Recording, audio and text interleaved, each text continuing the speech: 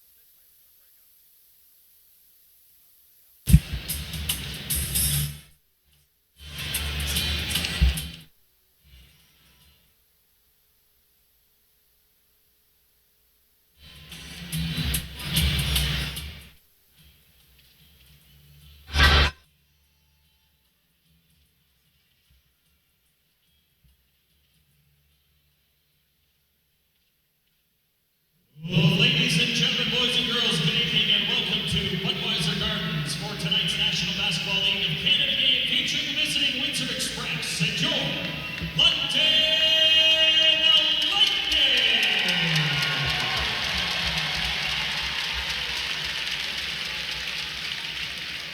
At this time, ladies and gentlemen, boys and girls, we would like to introduce the officials for tonight's game. Would you please welcome Mr. Chris Delaney, Mr. Rich Stellick, and Mr. Greg Spagnoli.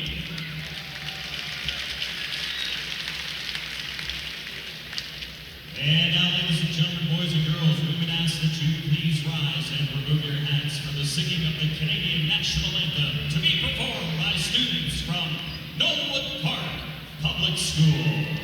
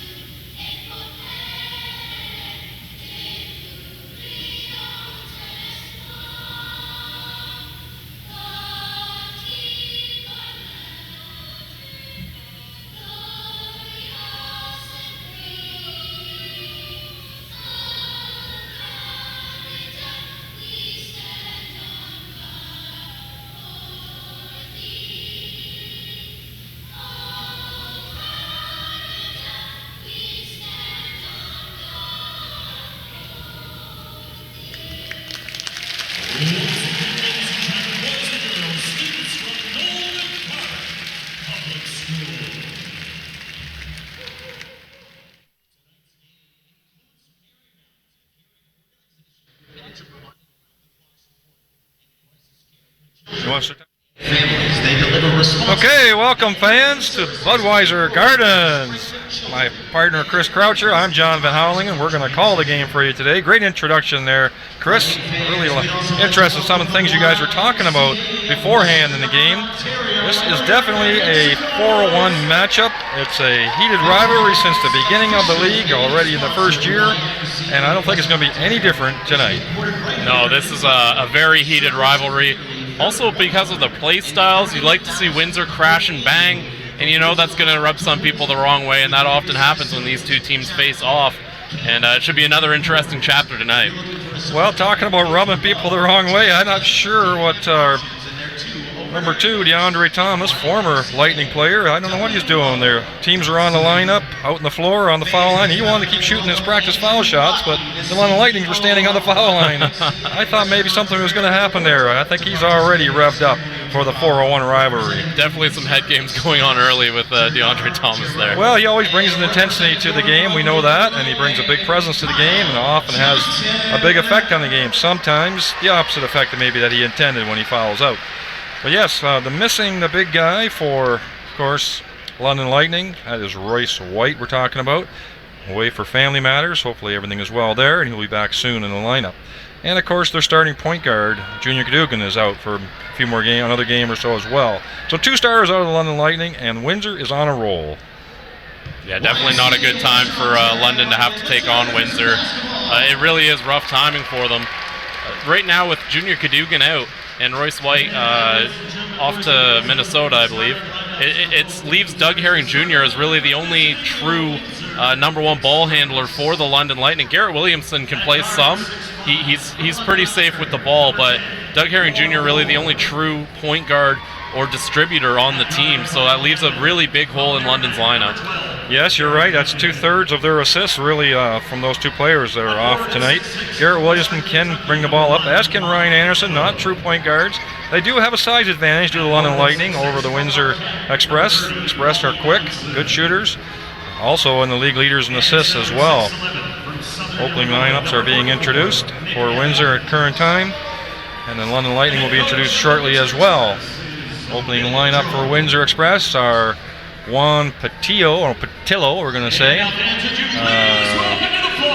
Warren Ward playing point position along with Darren Duncan. And we got Ellenson as well, Wally Ellenson. Always think of Wally Zerbiak when I hear that.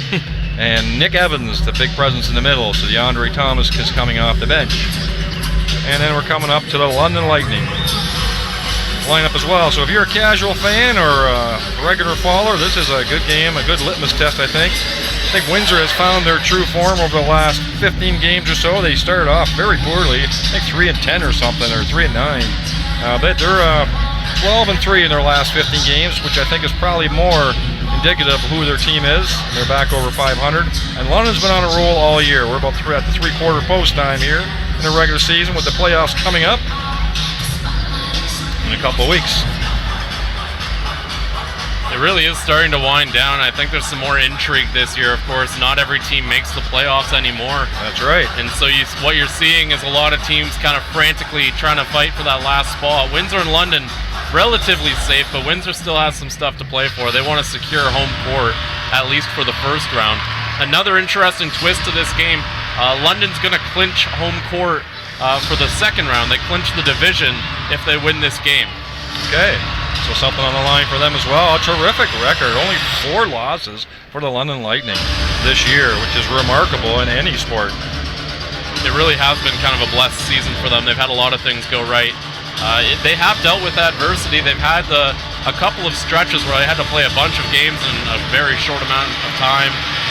Similar to what Windsor's doing in this stretch, exactly. Is what you're saying. Yep. And every team goes through it. You're right. Yeah, and London's dealt with that. They've survived almost every one of those stretches, and now they come in against a Windsor team that might have some tired legs, but also has a pretty strong front court that I think could give some trouble to the London Lightning. Well, yeah, definitely the height and size advantage is going to Windsor tonight. I think guard play is probably going to be key for London, and they need to have some real good guard play all across. They are averaging 8 people in double figures, most of them guards, of course. Or I would call them guards, but might call them a number 2, but small threes, really. Wing players. And, wing players, yes, we can say that. And with, as we mentioned before, with Windsor having that crash and bang style, they also have some tired legs. So I think controlling the pace is going to be important for both teams. For London, you want to run them into the ground. This is a team that's played a lot of basketball, and you want to make them feel it tonight. For the Windsor Express, it kind of suits their style. They have a style of play that lets them survive those stretches because they don't necessarily run frantically around the court. They have a much slower pace to their game than a lot of other teams. So I think for Windsor being able to slow down that pace, give it inside to guys like Patillo, to Nick Evans, and let them crash and bang, make London get on their level in terms of tiredness.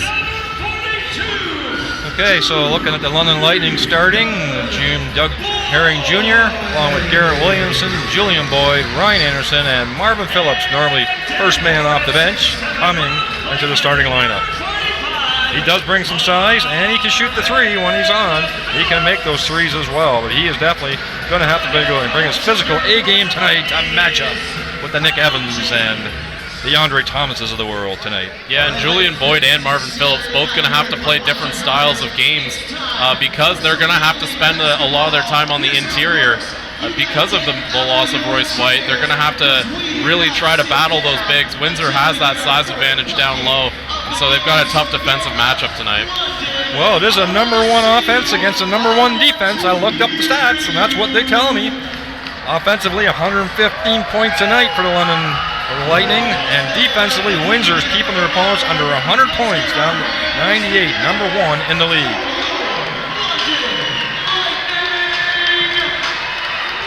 Another good crowd out again tonight. Tonight's sponsored by YMCA of Western Ontario, I understand. Shout out to them. Lots of people in the upper bowls here. Of course, the regular season holders sitting down lower, a lot of them as well. So a great turnout. The noise is already intense. The game hasn't even started yet. I'm already working up anticipation.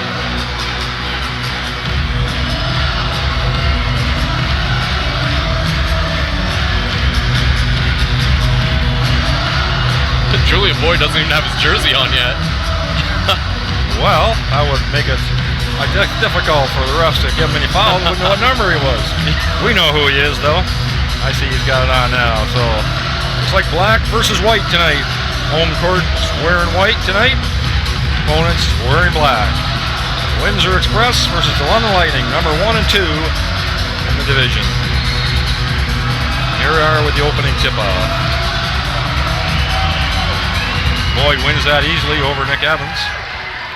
That's Doug Herring Jr. for those of you that are trying to put a face to a number or two, name to a number. Doug Herring taking a much smaller opponent underneath, and great ball control underneath. Wills his way over Darren Duncan, and help was late coming from Windsor. Great starting play by Doug Herring Jr. And again, Windsor's tired, so bump them, make them have to play a little tougher, make it difficult for them. Well, it is something that we did see that we typically on a nightly basis, London's point guards are definitely taller or bigger than most of the league's point guards.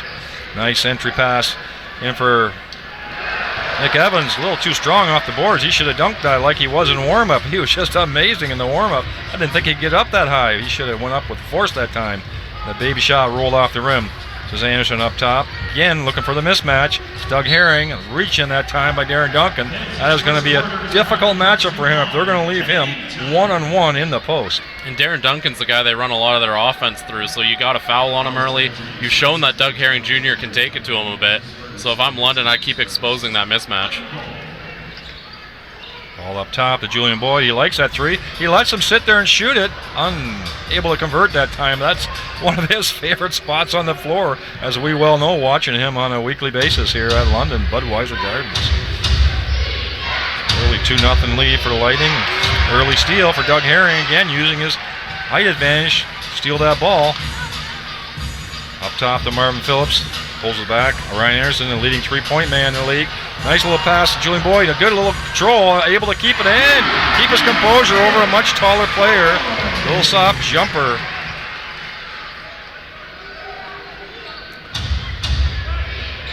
That's Patillo up top. He is their leading scorer. Came in a little bit later in the year. Nice little jump shot from the side. Looking good. We haven't seen him yet this year, personally in play here at Budweiser Gardens. Definitely filling the stat sheets, and a big contributor to Windsor Express success for the last 15 games. Underneath again to Julian Boyd against Nick Evans, who is bigger than him, but maybe not as quick.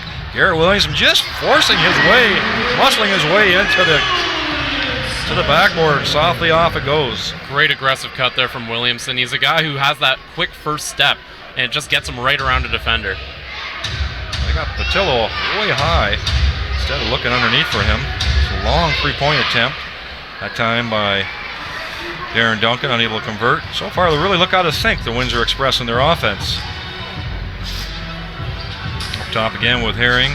Screen set by Phillips. Up top to Ryan Anderson, swing around the Boyd. Again, he gets time to eye it up, and he buries it. Too much time. And we're seeing the Windsor players just not quite getting to their spot on defense, and you wonder if maybe a little bit of tired legs factoring in here in the first quarter. Sort of hedging their bets there, and that time they made them pay. That's Anderson able to keep the ball in over the score table. Nearly wipes out the lady that brings the cookies every night. Can't be doing that. Everybody snacks of her cookies. At least all the London Lightning players I see them. Forget what her name is. I've met her a couple times. Those cookies are delicious. Brenda, that's it. That was a little too easy for Ryan Anderson to pick off, though. He read that pass the whole way. Windsor, again, just a little out of sync, a little sloppy here. The ball fake that time by Warren Works, and it's set for his three-point shot. Garrett Williamson in traffic, nice rebound. Pushes it back out, looks for an alley-oop. Unable to convert was Julian Boyd. He had the time and the space, just couldn't keep his concentration. There's a dribbling penetration that we know Windsor can be good at. I think he got bumped a little bit. Fast break for Williamson, taking absorbing the hit from Nick Evans. Great body control, we've seen that all year. Able to convert. And Garrett Williamson, so good at taking that contact and still being able to go. He attacks the chest. He seeks it out almost when he's going up with the ball like that to get that contact, draw that foul. With Royce White out, someone's got to step up. Someone's going to have to bring some of that production. Garrett Williamson, former Canadian of the Year, a guy London could probably look to do that. Well, he has definitely been playing different roles this year, whatever it seems like his team needs or the game situation needs. And sometimes he's being the premier defender, sometimes he's been the go-to scorer. Looks like tonight he's going to need to do some scoring for London. Ball swung out. That's Patillo again. Dribble the ball, got the ball stolen from him. Ryan Anderson picks it up quickly. Early screen by Boyd. He can shoot those long threes. He's in rhythm, unable to convert.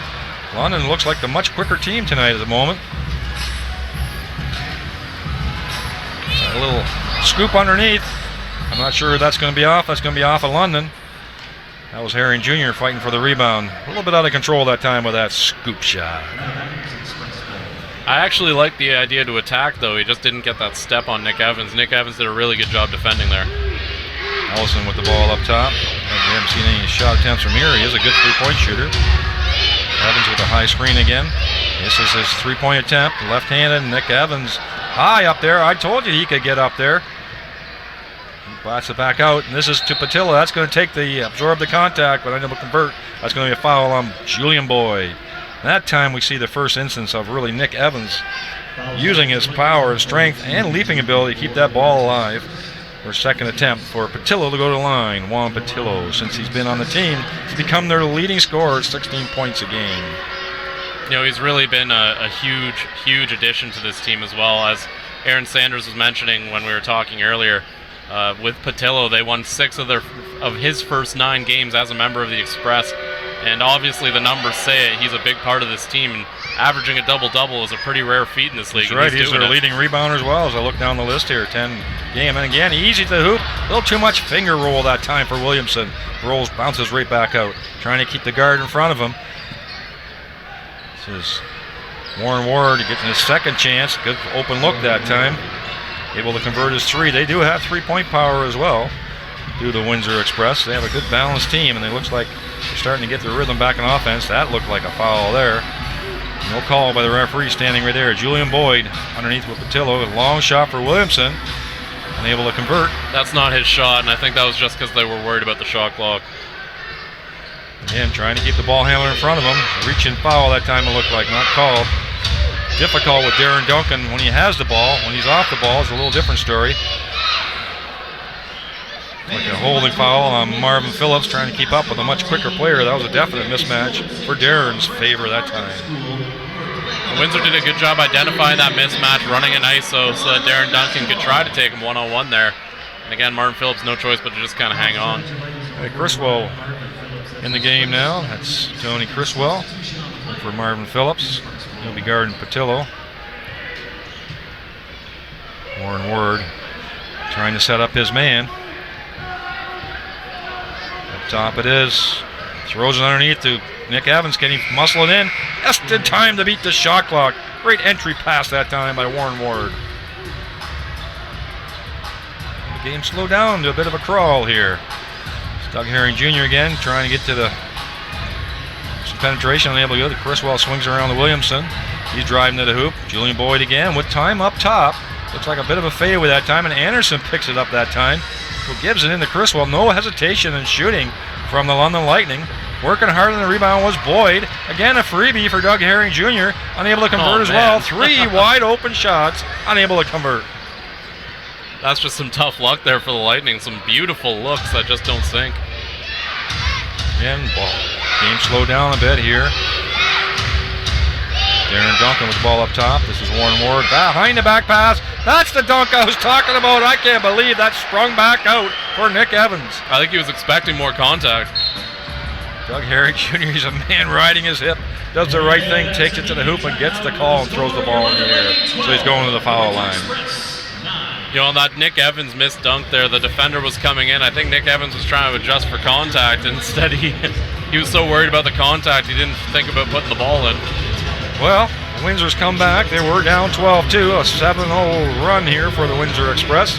Back in the ball game, 12-9. No real substitutions that I could see so far on Windsor. One for London Lightning, Criswell, sticking with their starting lineups here so far in the first quarter.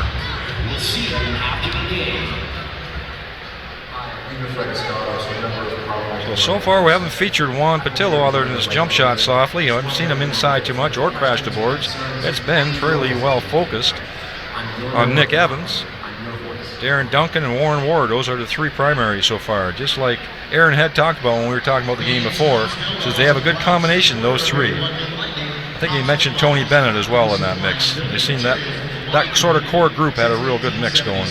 And Tony Bennett, of course, someone London's familiar with. He played his first year in the NBLC with the London Lightning, and he was a heck of a point guard for a team that things didn't go quite the way they wanted, but he had a good season, and the team really missed him when he left. And he went to Windsor, won a championship, and now he's back in Windsor again. It's almost a second home for him now, and I'm sure Windsor fans happy to have him.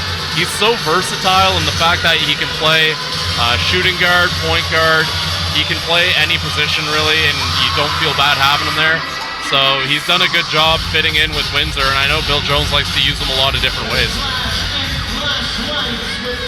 Okay, back on the court. Same lineup for Windsor. Yep, no substitutions for Windsor yet, sticking with what they got. Looks like they've crawled back into this game. It's early, 12-9. 5:44 left in the first quarter here at the Budweiser Gardens. I'm John Van Houweling, calling along with Chris Croucher for you fans that are watching. 2 shots for Doug Herring Jr. Makes his first. Yes, now that he's played enough games, he's officially the assist leader in the league, right? You had said that before. You watch, John. He gets enough games in him. He's going to be the leading assist man in the league, and he is. 8 assists a game.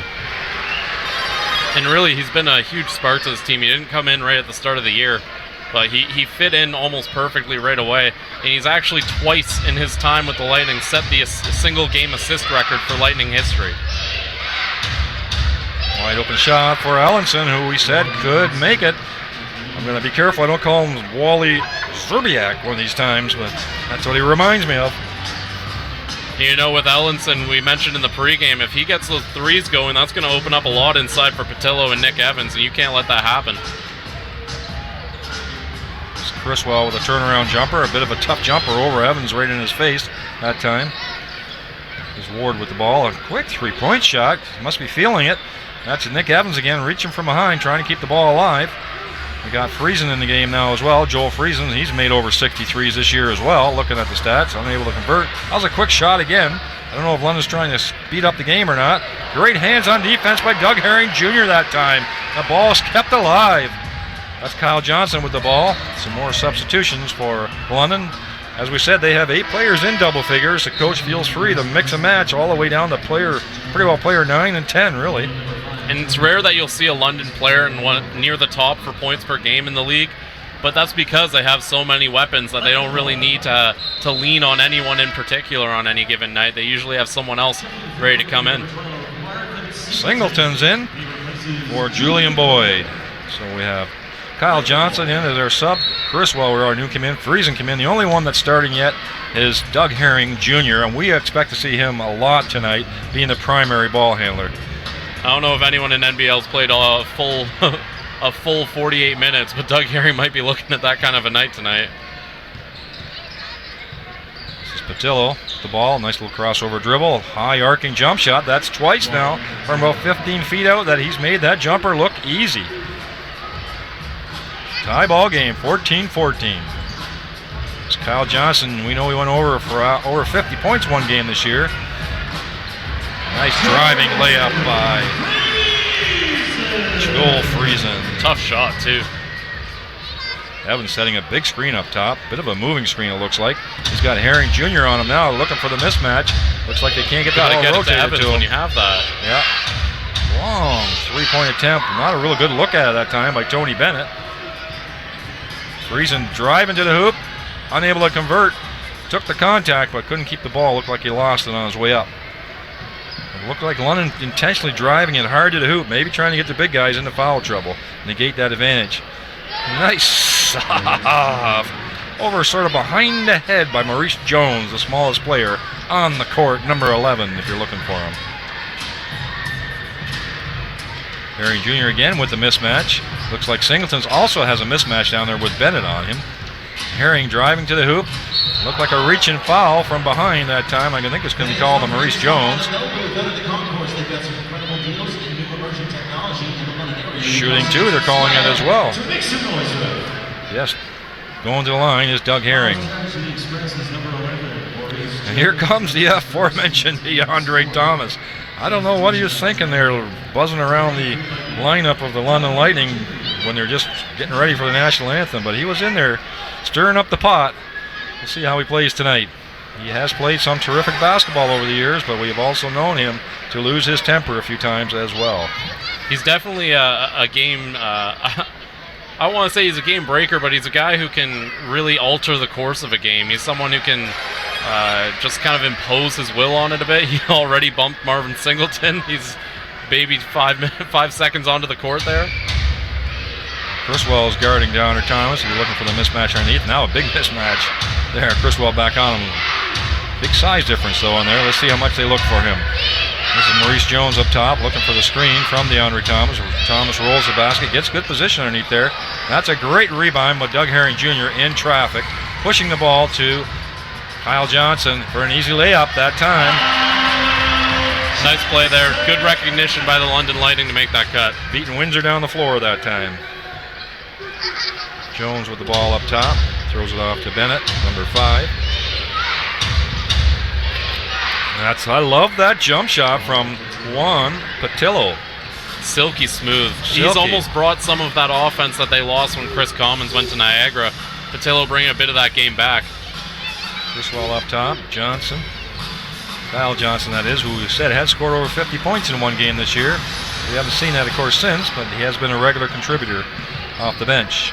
This is Jones again looking for an opportunity. Good defense that time by London to stop that push by him. He's Bennett with the ball inside again. Patillo. He's got a smaller player on him. Throws the ball out to Ellenson. That's a long 3. Unable to convert. That's DeAndre Thomas with the ball. Just uses his body to maintain his position. Calmly puts it off the backboard. And that time they even brought the help defense, but Tom is still too strong.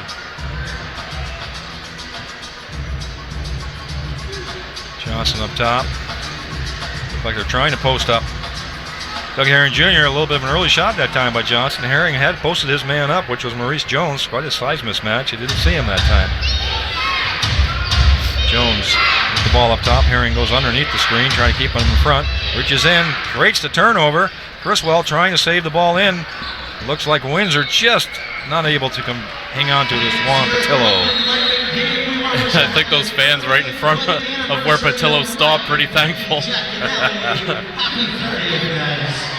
All right, a couple substitutions. Patillo is going off along with Ellenson. Let's see who's come on the court here for the Windsor Express. Number 23, Shaquille Keith, that is on the court. Still have Jones. I see him out there. That time, tough defense by Bennett. This Johnson, careless, dribbling right into traffic, of Jones, who easily stole the ball from him. The head forwards the ball up to Tony Bennett. That's what I'm trying to say for the easy little layup. Express are up by 2. Friesen with the ball up top. Johnson sets the early screen. Doug Herring Jr. Marvin Phillips swings the ball. This is to Johnson again. Nice ball movement. Got to keep it going if they can. London drives soft off the backboard. Unable to convert. But that was the right play to beat the shot clock. Looked good too, just did not have a friendly roll to it. We have Marvin Phillips guarding DeAndre Thomas. Former teammates, I believe, or were they a year apart, I think, now I think about it. I think they were a year apart, yeah. Doug Herring Jr. nearly steals the ball. That's in the corner to Shaquille Keith. He makes it. They are up by 5. Shaq Keith, another one of those big pickups. He was playing for Cape Breton earlier. Made a trade to bring him to Windsor. Quick shot. Quarter clock almost out. Unable to convert. So strong start by the London Lightning. Good comeback by Windsor Express, and now they've been powering the last 3 or 4 minutes literally their way to the basket for an early 5-point lead, 25-20 after the first quarter. You know, a little bit of bad shooting for London, and that's what led to this quarter. Windsor playing some good defense, but London just not knocking down some shots. I mean, we had that stretch where they had 3 missed shots in a row. They were shooting around 50% for the first half of the quarter, and that percentage has dropped a whole 20%. Oh, down to 30%. My goodness. Yeah, 7 for 23. Rough shooting night. 1 of 10 from three-point land, too. That's not going to cut it. We saw that stretch where they missed 3 open threes in a row. 1 for 11 now was that last shot there by Doug Herring Jr. when the shot clock running out. That's not always fair when you, as a player, you get that stat against you because you got to shoot it, right? Yeah. Even if you're over here, but who cares? It's 1 for 11, 3 for 10 for Windsor Express off the 3-point line. Rebound-wise, it looks like Windsor is having their way, 17-12 so far. Moving the ball better, too. 7 assists to London's 3. Yeah, so a strong start by London, and it looked like Windsor came out a little bit tired, but then they soon found their legs and their rhythm, and they are up by 5. Herring, of course, the leading scorer so far for London, and Patillo with the silky smooth jump shot with 8. It's a very familiar scene for Windsor fans to see Patillo leading the team in points and rebounds. Yeah, he's sort of quiet, sneaky quiet, but he gets that ball and defender's sort of looking at him. What are you going to do when you go? And he just does a nice little silky jump shot. He gets his points very efficiently, too. Look at all the kids on the court here. My goodness. I thought we were going to hear that song YMCA. That would be fitting. Maybe that'd be later. So that would be fitting tonight when so many people are here representing the YMCA. Upper Bowl, not quite full, but pretty good crowd in the Upper Bowl here. Seriously, yes. Again, those tickets for the Upper Bowl given away by YMCA of Western Ontario. So a lot of kids and their families get to come to this game, check it out. That's how you hook the fans. Get the kids interested. They want to get their parents out here. Parents come and they love it. It's a great product here. It's a great facility, great basketball court, and a great franchise, great ownership. They're doing a lot of things right here since the very first day they opened this franchise up for the NBL. Okay, 25-20. Windsor in the lead. It's going to be Windsor possession. That'll be Gernard Giroux. That's a tough name to pronounce. Gernard Giroux. It's a tongue twister. It is. Tony Bennett as their point guard. Wait for the last of the group of the children to come off the court at the end before they start the game. Sort of congested at the end, but here we go. Giroux into Bennett. He's got Ryan Anderson guarding him, much taller player. And here's the aforementioned Maurice Jones, the smallest player on the court, with Doug Herring Jr. guarding him. Shot by Bennett. Nice fadeaway over top of his defender for the first basket in the second quarter. Doug Herring hasn't come off yet, has he? No. Still here at the beginning of second quarter. A little bit of physicality. Like I mentioned earlier, a 48-minute game is very much in the realm of possibility for Doug Herring tonight. I don't think it'll happen, but I mean, it could. It was a high-scoring game last time London played, right? 140 points they scored? 140 to 130. My goodness, that was a track meet. No overtime needed to hit those numbers, too. Marvin Phillips with DeAndre, nice crossover, taking it to the hoop. He was trying to drop it off for Doug Herring Jr., but Windsor got their hand in the way. Here's the big mismatch. Is there going to be some help coming? There is some help coming. Ball kicks out. Phillips with the long three. He's able to convert and break that drought And of three-pointers. They need that. They need those threes because Windsor was getting away with having a huge interior presence there. There was no threat of the three-point shot. Now it gets Windsor's defenders thinking a bit. Yeah, it does allow Windsor to pack it in there if they're not making threes. Already DeAndre showing some frustration. It was a foul, and the referee called it, so I'm not sure why he's upset. But you can just see it. He's come here with an edge. And that's exactly what DeAndre Thomas brings. It's not just an ability to play, but an attitude, too. He doesn't make anything easy for anyone, and he can really impact the flow of a game. Windsor ball. Jones outside, keeping his dribble alive. He's got Doug Herring Jr. on him. Joel Friesen still on the floor against Shaquille Keith. Long three-point shot. Wow! Maurice Jones with the three. That was such a quick release, too. That was a blink and you missed it shot. Wow. Does look like they got London a little bit flat-footed here. London's sort of wondering what's hit him, I think. Friesen up top. Ryan Anderson, who can shoot the threes from a long ways. That's why he's got over 100 three-pointers already this year. The leading three-point man. Lots of pushing and shoving with Phillips and DeAndre Thomas going on. Lots of talking as well. Something's going to happen there. I can see it already. DeAndre Thomas trying to go to the hoop. He's getting swarmed. Puts his underneath for Keith. Keith unable to hang on to it. That was a nice pass, actually, by DeAndre Thomas. And he was getting hacked. They're doing a good job of making Thomas panic a bit. They bring tons of help and a lot of pressure as soon as he gets the ball. Oh, I just see a shove there by DeAndre Thomas. They're talking big time. Gil Phillips keeps his calm, but DeAndre Thomas is looking for trouble tonight. And usually I try to be as fair as I can to the players on the court, but you can see it already in the pregame. I'm not going to lie. I've been calling games with Marvin Phillips in them for 4 years. I don't think I've ever seen him get that kind of a reaction. He's usually a very calm and composed guy on the court. And Thomas is still jawing too. Well, again, 4 years of watching Marvin Phillips, I've never seen him really react like that. Thomas must have really done something to get to him. Well, I think the last thing they want is a black eye is this league. And Bill Jones wisely takes off DeAndre Thomas. I don't think he's come here to play basketball tonight. I think he's come here to mix it up. And Jones is talking to him sternly on the bench. I can see it here. Evans is back in the game. The problem with having Thomas is he can be disruptive, but you want to be in a good way. And right now he's had turnovers, he's had fouls, and that's just not going to cut it. Joel Friesen trying to get a much smaller defender down, back him down, and foul on Maurice Jones. 2 team fouls each with 10 minutes to go in the second quarter, so a bit of a choppy start here in the second quarter. A nice under the basket cut by Ryan Anderson and an easy layup for him. This Friesen's now switched off on Jones. Friesen, we always say that about Friesen. Nice dump off that time by Maurice Jones and a great finish by Gennard Giroux. Excellent play there by Jones to see Giroux, and Giroux just hammers it down. Tough screen set that time by Singleton, I believe, is out there. A little too tough. A little late, the screen being set.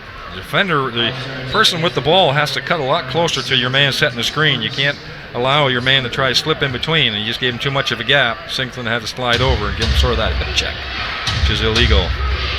Well, Jones, so far making a big impact for the Windsor Express on the court. This is O'Neal, or Keith. Wrong Shaq. Yeah. Keith with the ball underneath. Oh, a Euro step over by Nick Evans. He reacts well with that. And a turnover and a fast break quickly for Keith to put it down. A great flush. Great turnover that time. Back to the basket for Windsor. London might want to think turnover soon. It's clearly been a bit of a momentum swing from those two. Anderson trying to shoot her way back into the game. Ball down quickly underneath the court again. Nobody back for London Lightning. I don't know if he's going to call a timeout or going to do some substitutions, but it looks like something needs to change for the London Lightning. Julian Boyd coming in, it looks like. Phillips up top again. Another three. They're just relying on their threes at the time.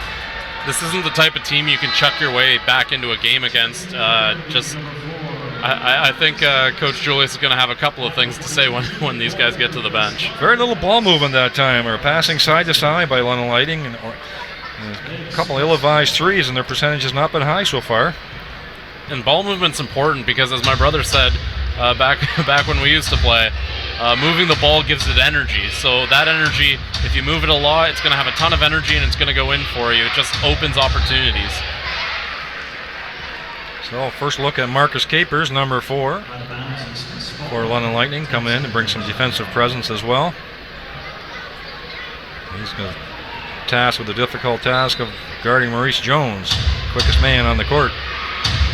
Joel Friesen switches off. Quick in the corner for Bennett, unable to convert. That's Williamson with the defensive rebound. Great box out that time by London. Offensive foul. Huge push off. Joel Friesen sucked his man in, then pushed his man out of bounds. Got the full arm extension too. Easy one for the refs to call. London's struggling at this point with their offense. It's almost a one and done every time. One dribble, one pass, and the shot goes up.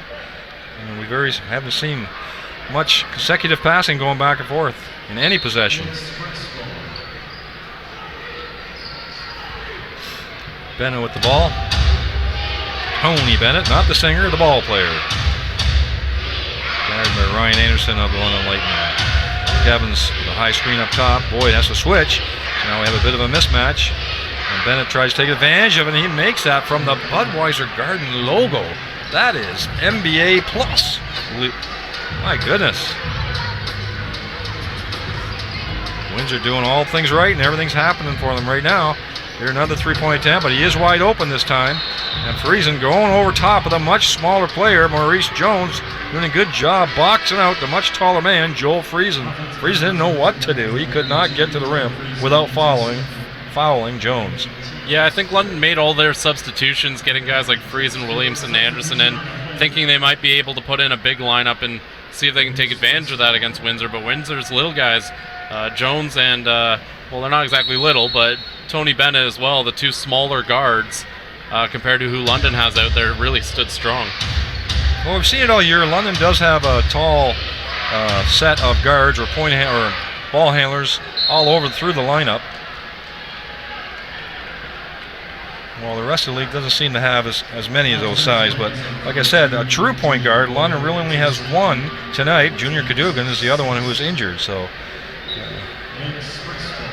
Windsor has at least 2 or 3 true point guards with Bennett and Maurice Jones and Darren Duncan. They have at least 3 true point guards available to them tonight. Such a critical role on a team, a point guard. Really sets the tone for the rest of the team.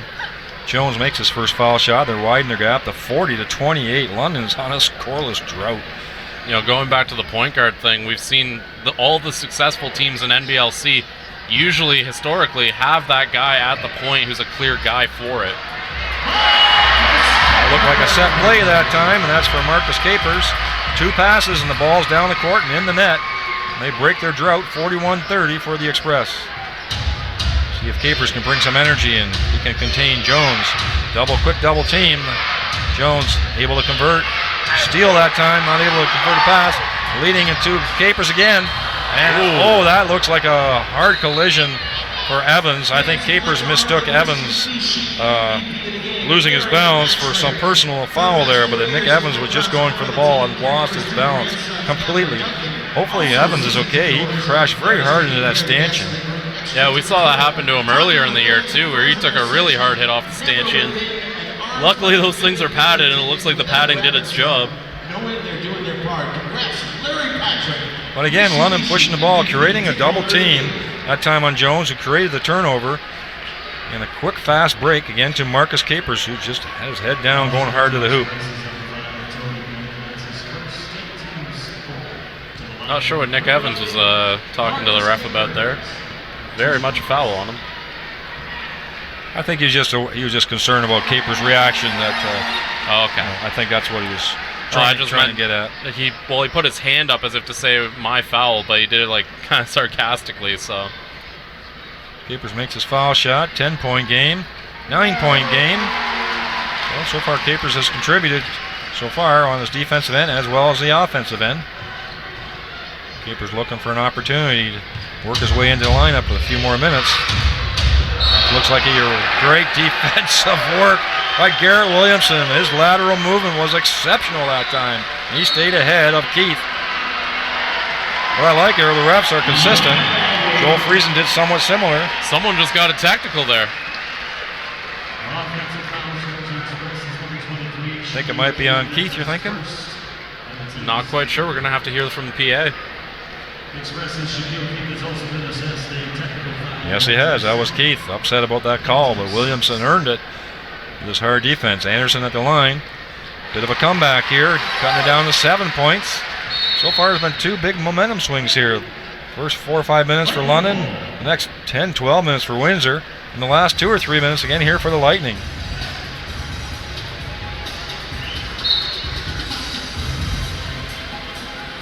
Williamson on the floor, Doug Herring Jr., Julian Boyd,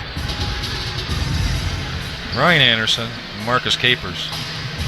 Capers with the 3. That's not his shot. A little early in the rotation that time. Was lots of time to move the ball around.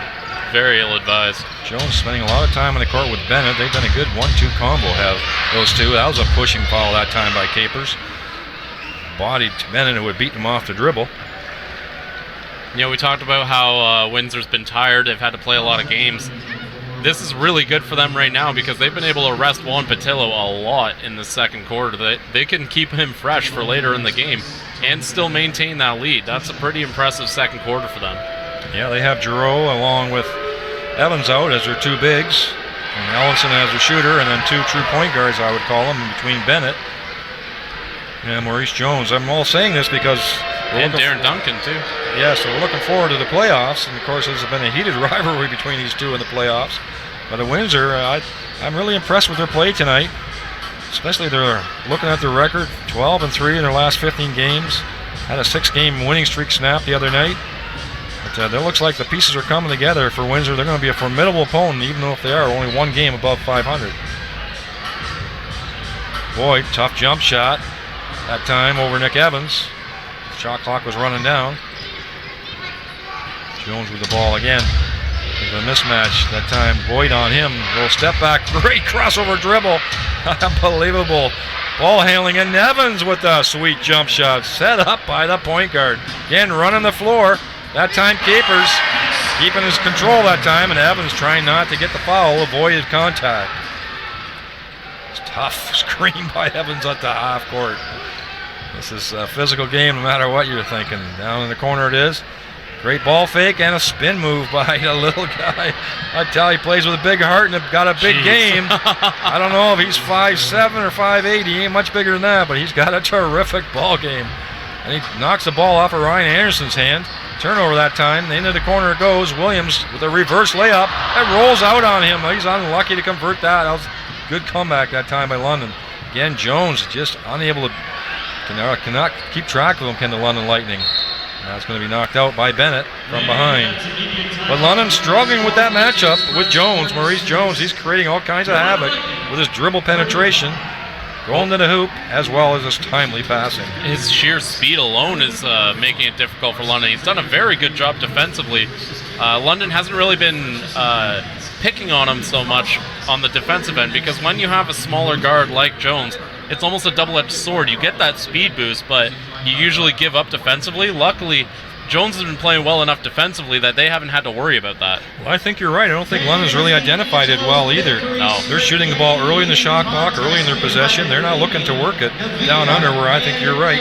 They should be exploiting that mismatch. And it's odd, too, because it looked like they were early on. We saw Doug Harry Jr. go right at him a bunch of times. And, at Darren Duncan. And you'd think a similar strategy would work against Maurice Jones. Exactly. So, 46-35, 11-point lead. Windsor withstanding that flurry from the London Lightning, who had gotten it down to 7 points. What is our shooting percentage? Still at 32 for London, and Windsor shooting well. Much more choice, better choice of shots, I'm saying 52%. Assists are evening up a little bit. And rebound-wise, what are we looking at there? 20, rebounding London by 9 rebounds. And we talked about how the front court might be the strong suit for Windsor in this game, but with Patillo out, it's really been Bennett and Jones doing much of the scoring. Well, when both of them came on, the game really changed, I found, for Windsor, other than that brief flurry with DeAndre Thomas in there. But once that got all sorted out, I thought those two are having a great impact on how this game is being controlled, especially on the offensive end for Windsor. Speaking of Patillo, he's been resting for almost the entire second quarter. He's back in now. Evans has played a lot tonight, we've seen, right? Yep. Probably taking some of Thomas's minutes, I'm thinking. Well, I think they had Thomas in there hoping that they could give Evans the same kind of rest that they gave Patillo, but it hasn't worked out that way. Okay, so Herring again with the ball up top. We've seen a lot of him tonight. Going hard to the hoop. Evans fade away that time by Criswell. That's just a tough shot. Early in the shot clock and no one under the cylinder. I do not understand that whole mentality. Ellison up top, the ball. So Darren Duncan back in. So that's Nick Evans. He's playing terrific tonight. Mixing it up, getting the rebounds, holding his position for defense, and contributing on the scoring end. He's such a rough and tumble player. People often forget he does have a jump shot and he can use it quite well. Duncan up top, unable to hold on to it that time. The aforementioned Patillo. He was thinking about what to do with the ball before he had it. Criswell taking it to the hoop, trying to drive to the basket. Again, another turnover by London Lightning. Ellison going to the hoop with a nice little finger roll after the sort of handoff by Darren Duncan that time in the crisscross. See if Williamson can settle his teammates down with some judicious passing and ball movement. This is Anderson making the cut. He's being held on to that time by Warren Ward. Well, I do think Lund's a little frazzled from what I can see. They look disjointed on their offense. They're sort of looking at each other. What are we supposed to be doing? Why are you taking that shot? And what are we trying to accomplish here? So I think Coach Julius is going to have a good talk with them at halftime. He has been great on the adjustments we've seen at the halftime. We've seen that many times this year. He's definitely one of the better chess masters in the league. So I think I'm surprised at how few timeouts he's actually called in this run, because I would have thought that would give him that chance to make those adjustments on the fly. But he'll take him into halftime, and he'll get them a little bit tightened up for the second half. Well, he has a formidable coaching opponent as well, Bill Jones, right? Long-time coach in the NBL. Just got his 100th win. Wow. So he knows the ins and outs of this game at this level. And he has come in with a definite game plan for his team against the London Lightning on their home court. Duncan with the ball up top. Nick Evans still out there, setting the early screens. Patillo setting a screen as well. There's Allison up top.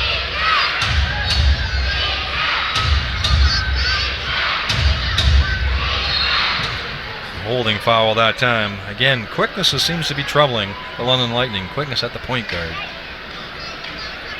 Well, Doug Herring, when he was in St. John, really played more of that shooting guard role. So point guard, he's done well at it, but defending it, something he might not be quite as accustomed to. So Warren Ward to the line. Both teams with 7 team fouls and plus. So they'll be shooting the bonus. 50-36 is the score, up by 14. Express holding their lead. Bit of a late charge there by London to get it down to 7, but they held steady. And they've used pretty well everybody on their bench as well, have the Windsor Express. Screen set by Capers that time up top. 1-on-1 with Doug Herring Jr. He's got Patillo on him. Much taller man, a great pair of hands that time by Patillo to keep that ball. London able to save it. Anderson with a quick pass underneath. I think that's going to be a block.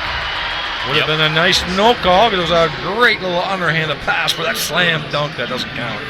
That's Evans. He's going to be got to be his second, maybe third foul so far. We know 2 for sure. That's going to be his second. His second foul. So our first look at Rudolph Jolly.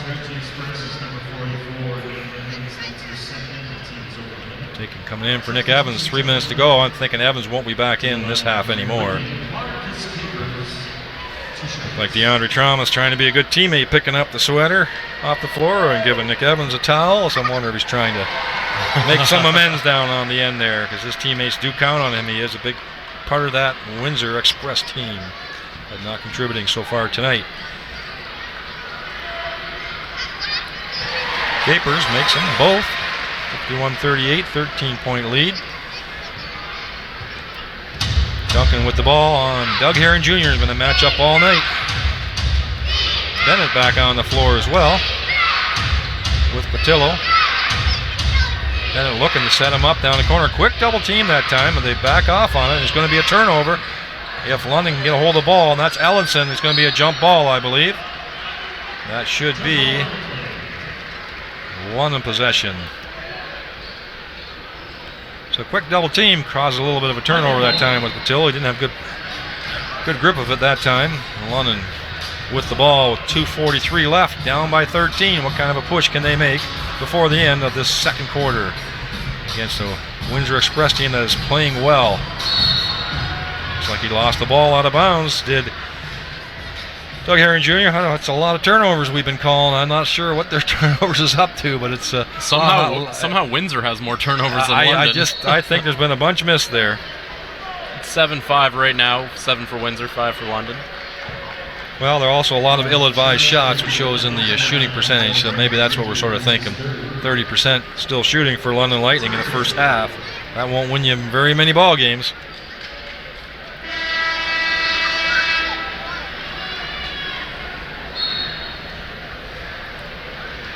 So, not sure what happened on the floor here. Some foul.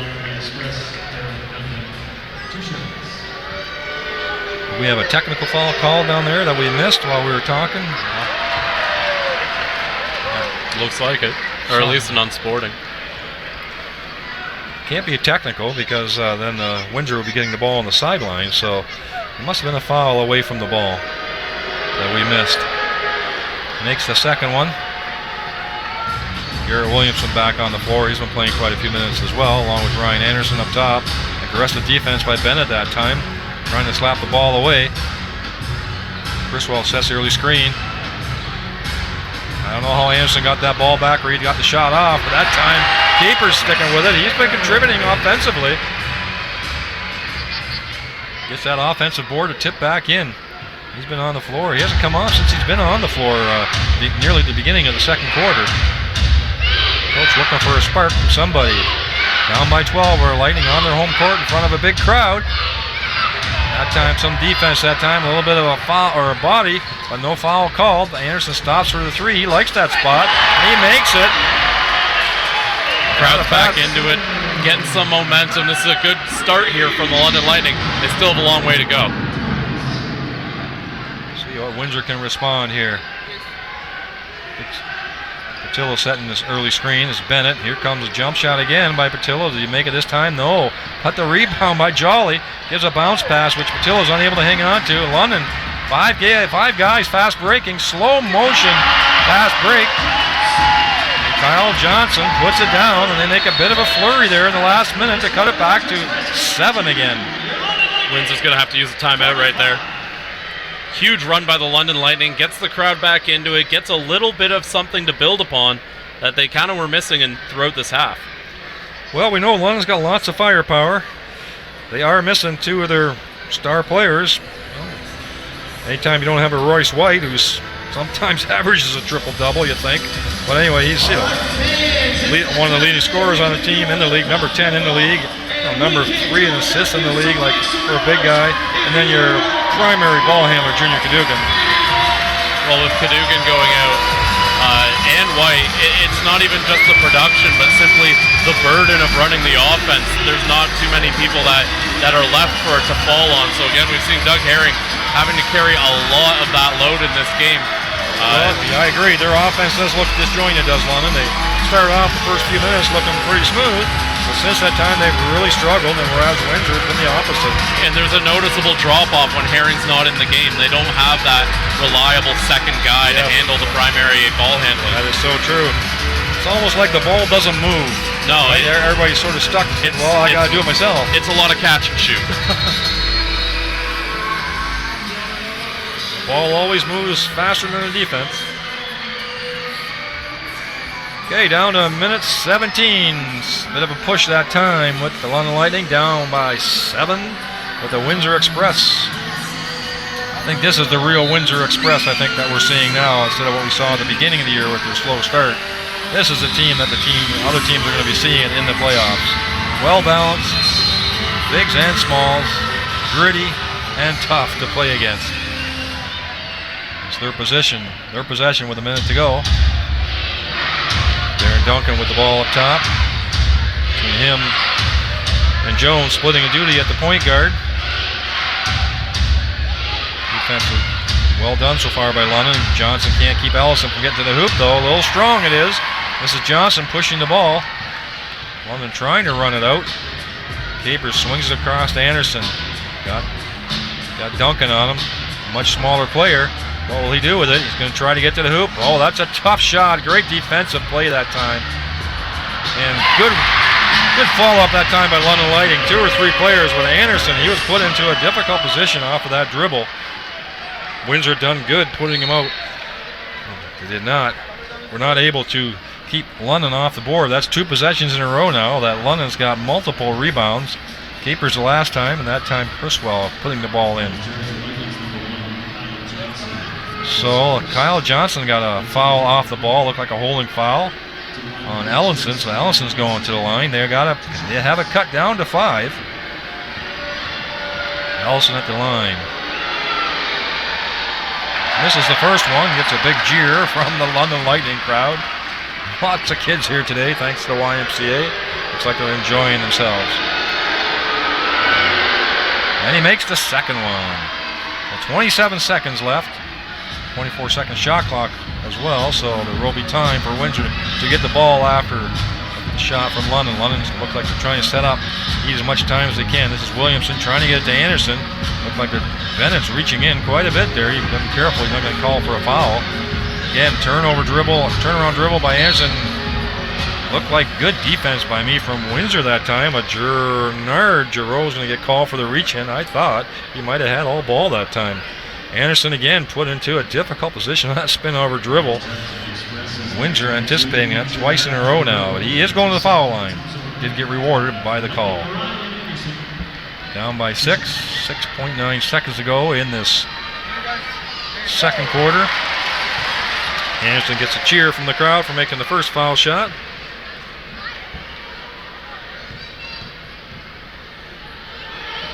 And he makes his second.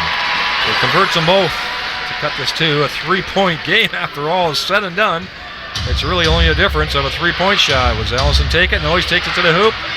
And a nice at the buzzer off the backboard. Then the referees are counting it as a basket. Great control by Wally Ellison that time. 55-49, Windsor Express over London Lightning here at Budweiser Gardens. I'm John Van Howling along with Chris Croucher calling the ball game for you at the Budweiser Gardens. 55-49 after the half.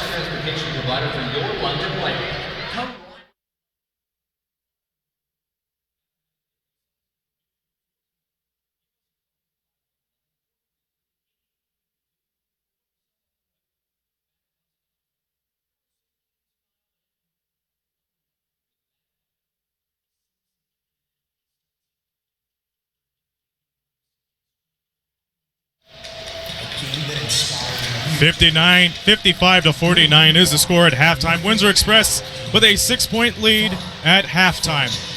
Joined now by Chris Croucher. And Chris, even though the stats say otherwise, if there's one positive that London got to take, it's those offensive boards. Yeah, they're winning that battle 7-5 right now. And it's something that, you know, it's a blessing and a curse. They've got that many because they've been missing some of their shots, only shooting 30%. But getting those extra opportunities historically has allowed London to really impose their will. But I got to admit, this is the first time that I can think of where London has not been winning at the half. Well, the last time we were here, they played against Orangeville, and they were down by a couple. It would have been double digits, but Marvin Phillips knocked down to 3 at the buzzer. So this is the second straight home game in a row that they were down at the half. But in addition to that, they had a strong end to the first half, like you mentioned, those offensive rebounds. But earlier on, it looks like they had Windsor set on those rebounds defensively. What do you believe was the key idea for them to get ready for those rebounds? Well, I think part of it's size. Windsor's got a bigger team right now. They were able to just use that bulk and mass to get all those extra boards, and that's really helped the team. Again, extra opportunities are a big part of this game, especially when London's not shooting well. So getting those opportunities has given Windsor lots of extra shots here. And again, it's because guys like Nick Evans, guys like Juan Patillo, they're bigger, they're tougher on the inside right now, and they're able to just go get those basketballs that London can't. And keeping the London Lightning alive is Ryan Anderson, leading scorer with 12 points. On the other end, Maurice Jones keeping everything alive. I mean, he's going well so far with 9 points. I mean, that may not be much, but considering how the Windsor Express have been shooting, it's good enough. 51% for them compared to the London Lightning's 35%. So you go down that stat line, it's pretty good. And then the transition points for the London Lightning's not bad either. I mean, what can be adjusted for the London Lightning that could help them out in the second half? Transition, I don't think should be adjusted. No, I think the problem that they've had is just not making shots, and they're getting open looks too. They just haven't been able to make them. And I think coming into the second half, making those three-pointers especially is going to be important, because that means that Windsor's not allowed to just crowd the inside. If you make those three-pointers, space out the floor, make Windsor's defenders come out to the three-point line, then you start to open up some things. I think London's going to have to just make their shots. I think that's the story of London's first half. They just didn't make their shots. You have Wally Ellison and Shaquille Keith playing in the backcourt a little bit. You've seen them fire a couple of threes then and there, but that adds up to the size and depth to the backcourt. What do you have to do if you're Windsor in order to maintain this lead and make sure it doesn't go out of hand? Because it was chippy early on.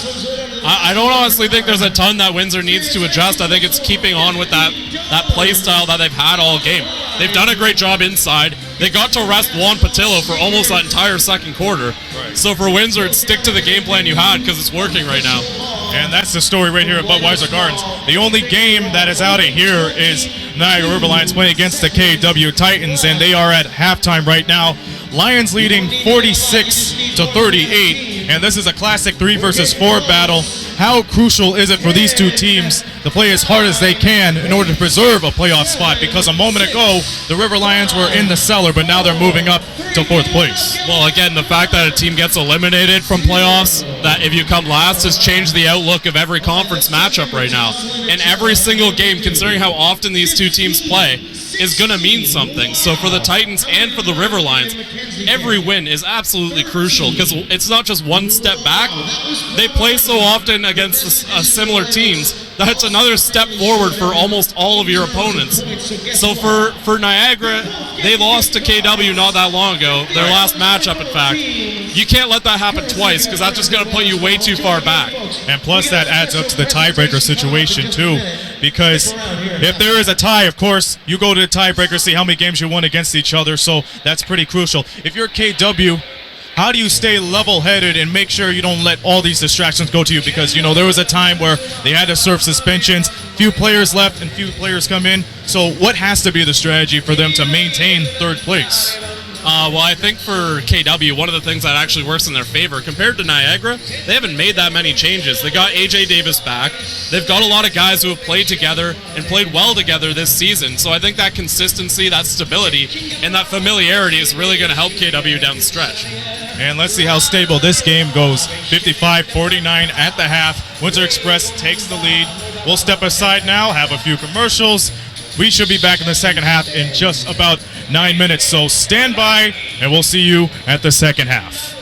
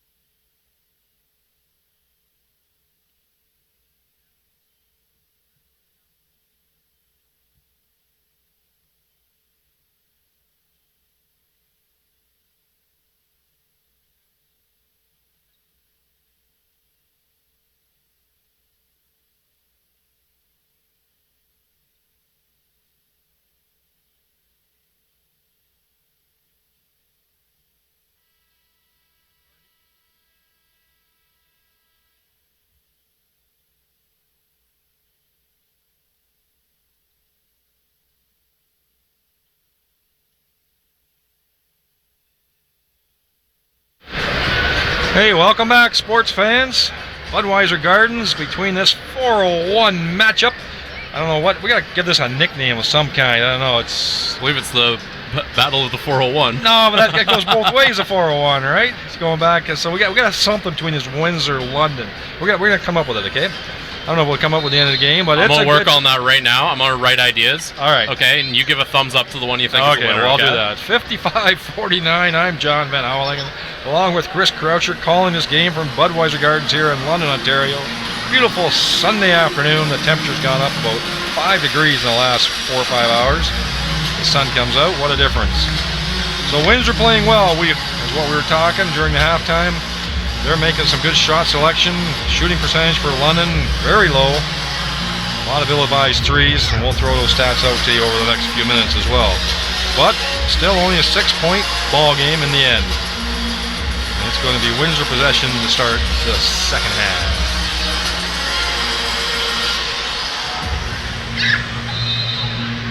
All right, ball game's underway. Looking this same starting lineup for Windsor that he started with the game, so he's got his rotation set, and that second unit for Windsor played so well. They really opened up that gap. And once they put in Maurice Jones and Warren Ward, they opened that gap up. And that's Patillo. That's the first time we've really seen him going hard off the boards, Patillo. We've mostly seen the finesse side of Patillo's game, but he does have some toughness to him. Well, he must average 10 rebounds a game. One of the leading rebounders in the league. So Windsor ball on the side. Corner shot, good ball fake, step back time, that time by Warren Ward. Nice looking shot. Warren Ward, a very pretty shooter. when the ball comes out of his hand, it looks real good. Doug Herring Jr., as you had mentioned, we looked at the scorecard, and he played a lot of minutes. Him and Anderson, I'm not sure exactly how many minutes they played, but it was somewhere in the 18 or 19 minute range in that first half. Major minutes. And they're going to need that again. Anderson and Herring, two absolutely crucial pieces to this team, and Herring in particular, extra needed today. Well, he's been doing a good job ball handling. He scored early in the first quarter. First 2 or 3 possessions were his, but we have not heard from him scoring since that time. Marcus Capers came off the bench with 10 points to help push London back into the game. And that time is what we saw in the beginning of the game, with Doug Herring battling his way down under, unable to convert that time. There's a technical foul that time on Kyle Julius. He is upset that there was no call on Doug Herring Jr. It did look like he was getting somewhat beat up down there, backing his way down. You could actually hear the coach from up here too. That was he was making very clear his views on the refereeing on that possession. And we are way high in the press box here as well, so his voice did carry. So let's see what London brings in the second half. From what I can see, Windsor is playing the kind of game that they want to play, and London is really a bit out of sorts. And see who can make the adjustments here over half, and who can keep the style of play and impose their will on the other team for the second half. Looking at the body language of London, they look a little out of sorts from what I can see. But they have a lot of talent and a lot of firepower, even if they are missing Royce White and Junior Canugan. This is Allenson up top. Throws the ball in the corner, and he has to throw it up for the shot clock. No, he had lots of time yet, did Evans. That's not a great looking shot. This is Williamson, throws it back to Anderson with the soft three. Anderson played major minutes as well. And they really needed him to make that three because there was really nothing going on. London's kind of had a weird game. They're getting things going, but only in fits and spurts. They haven't been able to maintain anything. Absolutely. I'll give that credit to Windsor for throwing him off stride. But you are right. This is Patillo with a strong fadeaway turn shot that time. Boyd held his position that time to make it difficult. Marvin Phillips back out. He's going to take a three. I'm not quite understanding that, really. I know it's wide open, but looked like he stepped right into it. Coach Julius is still barking at the refs. Yeah, there's some discussion of who tipped the ball out of bounds, so referees confer, which a good group of referees always do when they're not quite sure of the call, and it's going to be the London ball in this case.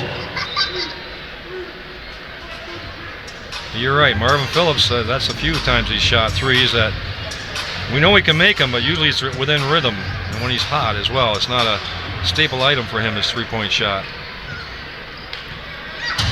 know, I didn't like that offensive possession for the Lightning because other than Herring Jr. with the ball, everyone was outside the three-point line. And I mean, you got to have at least one of Phillips or Boyd in there to try and get a rebound after. And Duncan going hard to the hoop. Skies right over top of Phillips. Beats Herring Jr. off the dribble. And they're back up to a 9-point lead. Boyd with the early screen up top. This is Doug Herring.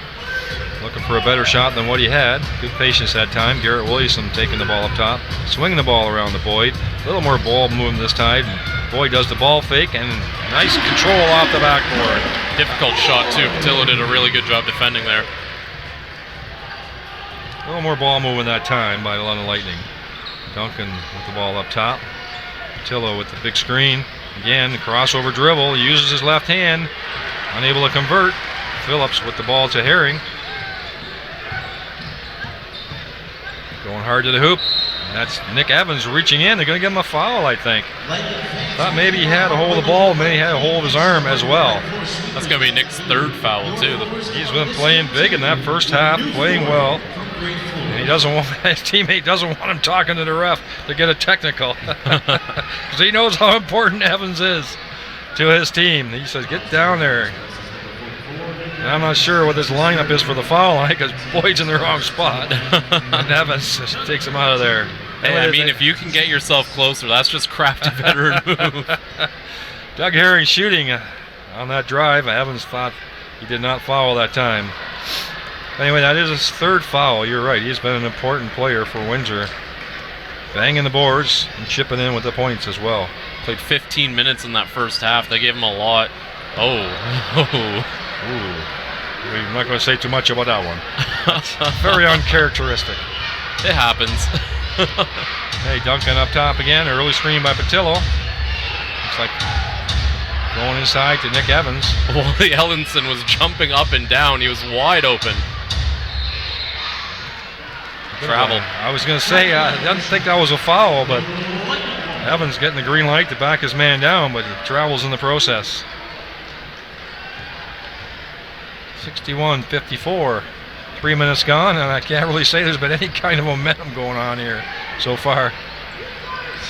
Very chippy game. Again, backing down. Nice ball move that time to Williamson. Fadeaway jump shot, and he makes it that time. It looks like it's going to be. Basket. I think the basket's good. I think there's going to be 2 fouls. I think here, personal fouls on one on Herring and one on Duncan. I think they're just going after each other. Right after the shot, they both landed under the ground there. They're pushing each other down. I wonder if it's just 1 or 2 fouls being called. I don't think they're counting the basket. It hasn't gone up on the board. Yes, there it goes on the board.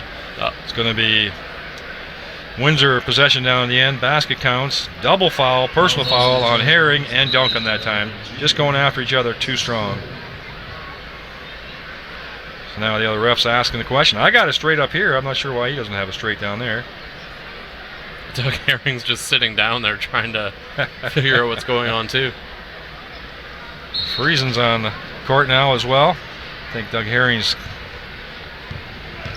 trying to get a perspective from the bench as per his coach. Friesen guarding a much smaller player but much quicker player. A difficult assign for him. This is Patillo trying to drill through and turnaround jump shot. Good defense that time by London. Just scrambling again on the offense. This is Phillips. Let's see what he does this time. Moves the ball over to Williamson, the steadying influence of Garrett Williamson. Let's see what he does here. A little crossover dribble, trying to draw a foul. Little ball fake, and nice pass. Sorry, I was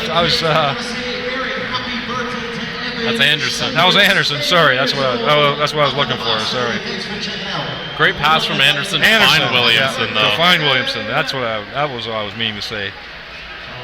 That was terrific ball movement by Anderson that time. And Anderson and Williamson, 2 guys who were returning from last year's team, they've shown really great chemistry, and that goes all the way back to the black and yellow game in the offseason just before the start of the season. So that kind of chemistry really carried over this year, and those 2 really work well off each other.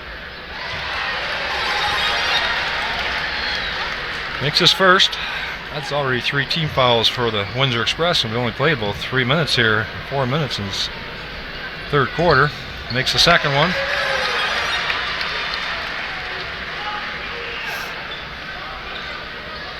So Windsor with the ball up by 3. So another 3-point game again. Duncan being hounded that time by Williamson. Putting different people on the point guards. That's a long three-point shot there by Warren Ward. Phillips that time a little under control, and he's going strong to the hoop. No foul called. Williamson taking it hard to the hoop, unable to make the finger roll. He's got him trapped in the death spot there. Can Evans save it? That looks like it's going to be a holding foul on Friesen. Putting a little too much pressure on Evans, but that pass was dangerous anyway. Good double team by London Lightning just in that death trap over the half court and the sideline.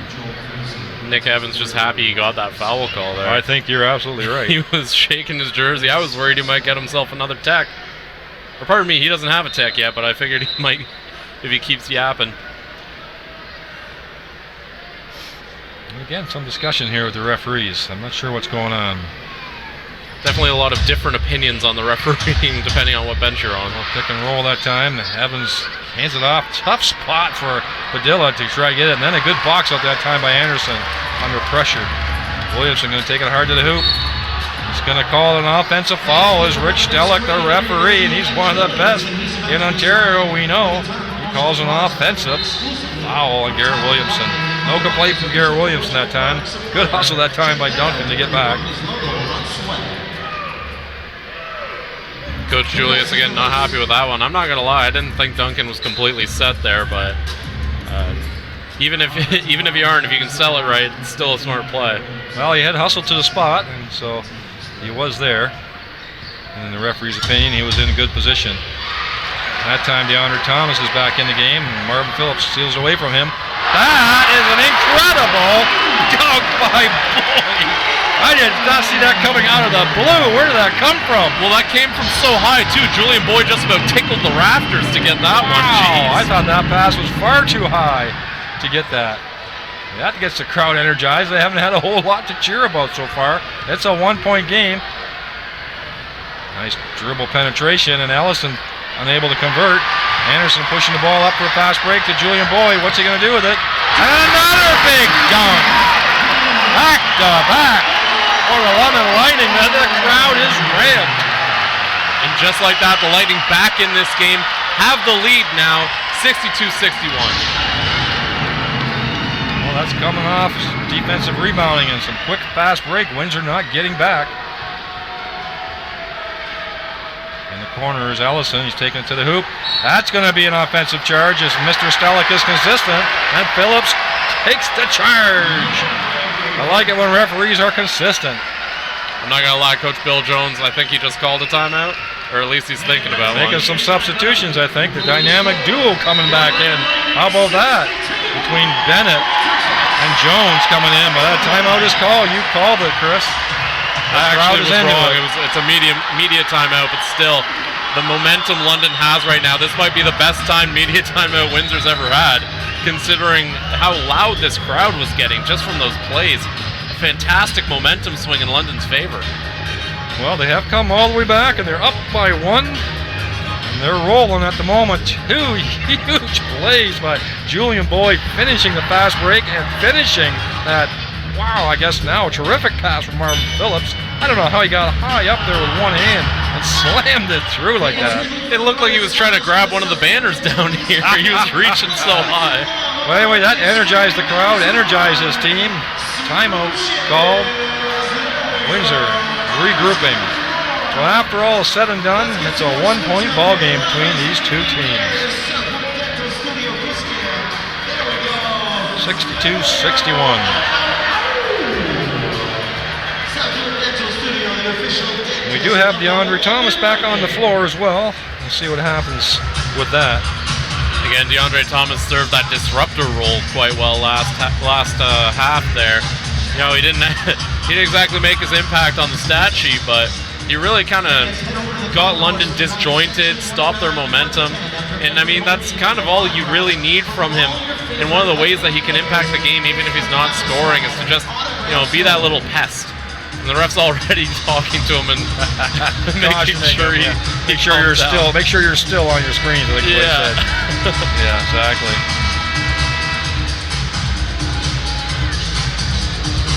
Okay, it's going to be London Lightning ball, up by one. A lot of heated action there in the last 2 or 3 minutes, particularly on the London Lightning end. This is Ryan Anderson with the ball. with the screen set. Stolen by Tony Bennett.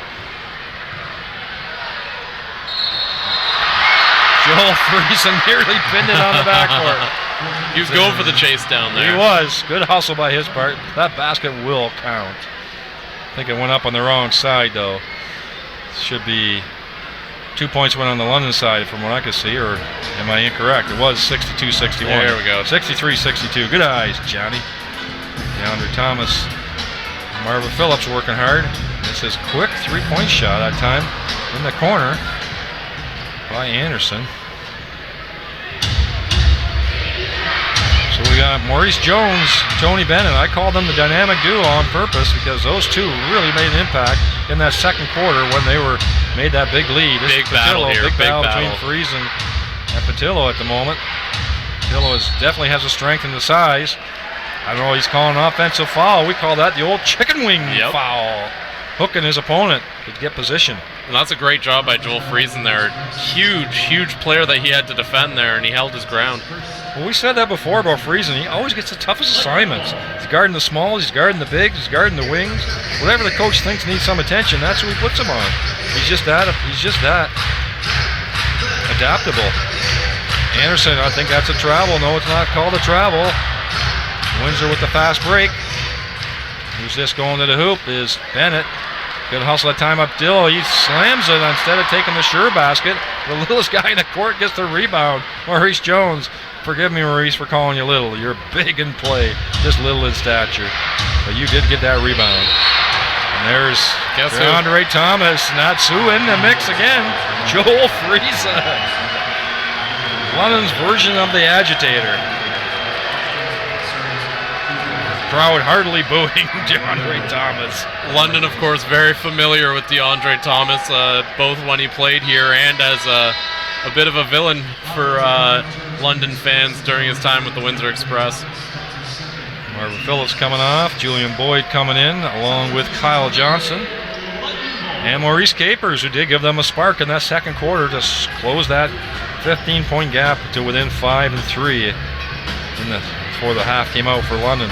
And again, there's some foul again. This time it looks like on DeAndre Thomas. I don't think it's a double foul. It's a holding foul on DeAndre Thomas. It is. 2 quick fouls, and it looks like he might be. So that puts London in a shooting situation already. Over 4 minutes left in this quarter. Coach Jones just telling Thomas to, breathe a bit, relax, because you can't let this keep happening.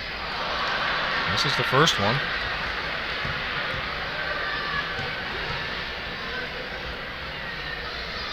And not looking good at the foul line are the London Lightning so far in this half. I'm not sure if it's this end or this basket, but between Herring and Johnson that time, it did not look pretty. And they've shown troubles at the line in previous games. They had the one game where the team shot 50% from the free throw line, actually shooting 83% tonight before those misses. Joel Friesen going hard to the hoop, that time unable to make the pass, but Capers that time hard to the hoop. I think there's going to be a foul on, who is it going to be on? Guess. It is on DeAndre Thomas. I'm not sure he got the rebound. Looked like he was holding his position. I think he threw Julian Boyd maybe aside a little bit to get that rebound. That's going to be his 4th foul too, so you might have to take him right out. Well, they are trying to get Nick Evans some time on the bench because Evans has 3 fouls and he's played terrific for him. He's the other big for him and he needs some rest. Played a ton of minutes as well. Anyway, you're right. Thomas has got the eye of the referees on him. And I think if you're Bill Jones, this is smart. Leave Thomas in despite the 4 fouls because I think just by having him out there, he still causes disruptions. And when you're at 4 fouls, it's almost expected that he's going to pick up 5 and 6 the way things are going. So leave him in there as long as you can. Well, Evans does need a break, that's for sure. And the game is still tied. Will it be a 1-point lead? It is now, so Windsor is still close, even with Evans on the bench. This is Maurice Jones with the ball. Friesen on him again. He gets all kinds of assignments, like we said, Joel Friesen does. This is a tough one, though. Mo Jones, very fast player. That's going to be a foul there on I think they're calling on.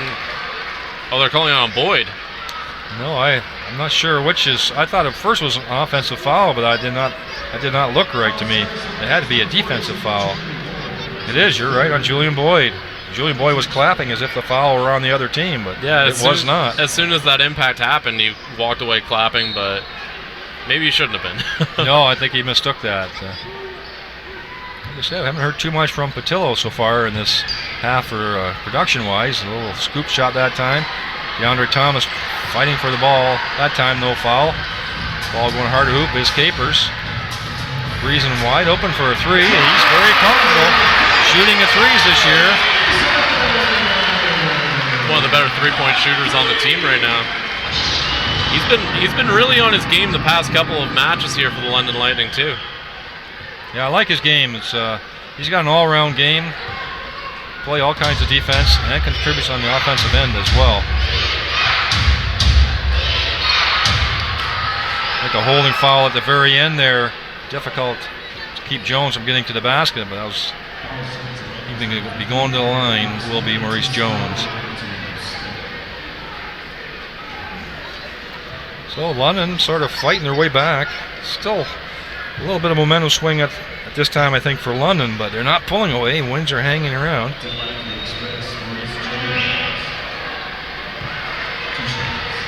What adjustments do you think London has really made in this third quarter here? I think they aren't.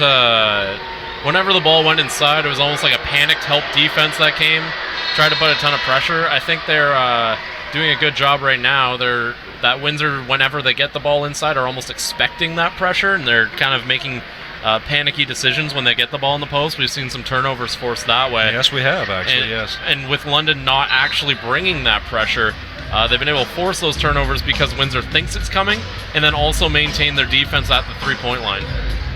Yes, there's been very little three-point stuff from Windsor in this quarter, and that time Friesen using his great stretch to get to the hoop. 4-point lead for the Lightning just under 3 minutes ago. DeAndre Thomas holding position. Boyd is all over him. I am surprised there's not a foul called on Julian Boyd with DeAndre Thomas. And it looks like it's going to be called against DeAndre Thomas, which I think in this case is not totally fair. They were both battling back and forth. Actually, though, when Boyd came around, Thomas stuck his arm out and kind of clotheslined him a bit. So that's a pretty okay foul there for the ref to call. And that's going to be 5 on Thomas. He's going to have to sit. And Evans is in. Well, he sort of put himself in that eye of the hurricane there. He did himself. And then he got lots of attention, and he didn't get many breaks. So he's on the bench with 1 foul left. 5 to his resume. Friesen calling out the play. Boyd setting up the high screen. Sets his feet for a three-pointer, and he is bringing some life to the London Lightning. That's 8 straight points for Joel Friesen.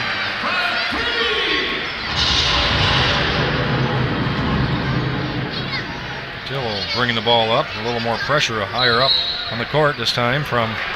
Someone just got a tech. I believe it was from the Windsor bench. You are right. It was a player by the looks of it. The announcer says. I think it might have been Thomas. So anyway, London will be shooting. That'll be Anderson at the line. I'm not sure. Looks like Coach Jones is yelling at a couple of his assistants there, so maybe that's who spoke out of turn. The ref turned and pointed at the bench, and Jones was up by the media table, so it definitely wasn't on Jones, but someone along the Windsor bench picked it up right there. Well, like we said, this is a bit of a heated occasion at the best of times. Wait till we get to the playoffs if these guys meet. It'll be quite intense. Good preview here, I think, of what playoff basketball might be like. Friesen again, bringing the ball, throwing it out to Johnson out top. Johnson trying to back his man in. A lot of complaining by the Windsor player to the ref that time. I'm not sure why. Good play by Friesen. He just bullies his way back in, and he's doing the right thing. Windsor getting frustrated, but he's just taking his man, bodying him to the hoop. We talked about the fact that they weren't attacking Maurice Jones. That time Friesen does exactly that. Yes, I think they got away from it. You're right, in the second quarter, right? You get points if you do it. I don't know. I don't understand why they went away from it, but Joel Friesen doing a good job identifying the mismatch. Well, it is London's sort of depth coming through. There are different players that come through we've seen this season in each game. And like we said, Kyle Johnson scored 50 to one time. We've seen big games out of Friesen, Anderson, Williamson, Boyd. All of them have had big games where they've sort of carried their team into the lead, and then they've kept it. So right now it's been Friesen doing it in this third quarter. Capers did it in the second quarter. Equally impressive is the fact that 4 players on the Lightning already in double digits. This is Warren Ward. Nice little turnaround fadeaway. Stems the bleeding. It's an 8-point lead for the Lightning, which is quite a turnaround from where it was. It was a 15-point lead for the Windsor Express midway through the second quarter. Anderson played a lot of minutes as well. Ball up top. Boy, that's his favorite spot, really, right in the center. Unable to convert that time. But a hustling rebound that time by Kyle Johnson. That was just a work rebound right there by Kyle Johnson. Great job. I agree. That's a great way to put it. There's Ward going hard to the hoop. Nice dump off to Evans. Looks like there's a pushing foul at the very end, or a tripping foul, it looks like. Warren went flying into the end there. Nearly knocked out the fan in the seat on the floor. Boyd's foul. Team 6th. I think that's Boyd's 3rd or 4th, I believe. That's going to be number 4 on Boyd. Number 4, okay. So here comes Criswell back into the picture. Tony Criswell. Looks like they called it on the pass. And no bonus yet. London with 16 fouls. Windsor not shooting yet. A minute 14 to go in the third quarter. One guy whose foul situation I did not pick up on, but Doug Herring Jr. already at 4 fouls. Considering how big a party was in that London Lightning first half. Fadeaway shot that time by Bennett, unable to convert. This is Johnson coming to the hoop. He's got a free rein to do his step over, dumps it off. Criswell trying to go up hard to the hoop. Gets tripped up. Nice pass that time by Johnson, a little dribble penetration. Criswell sort of fumbled the ball, but he did the right thing by going hard to the hoop. It's going to be going to the foul line. Foul is really mounting here on the Windsor Express.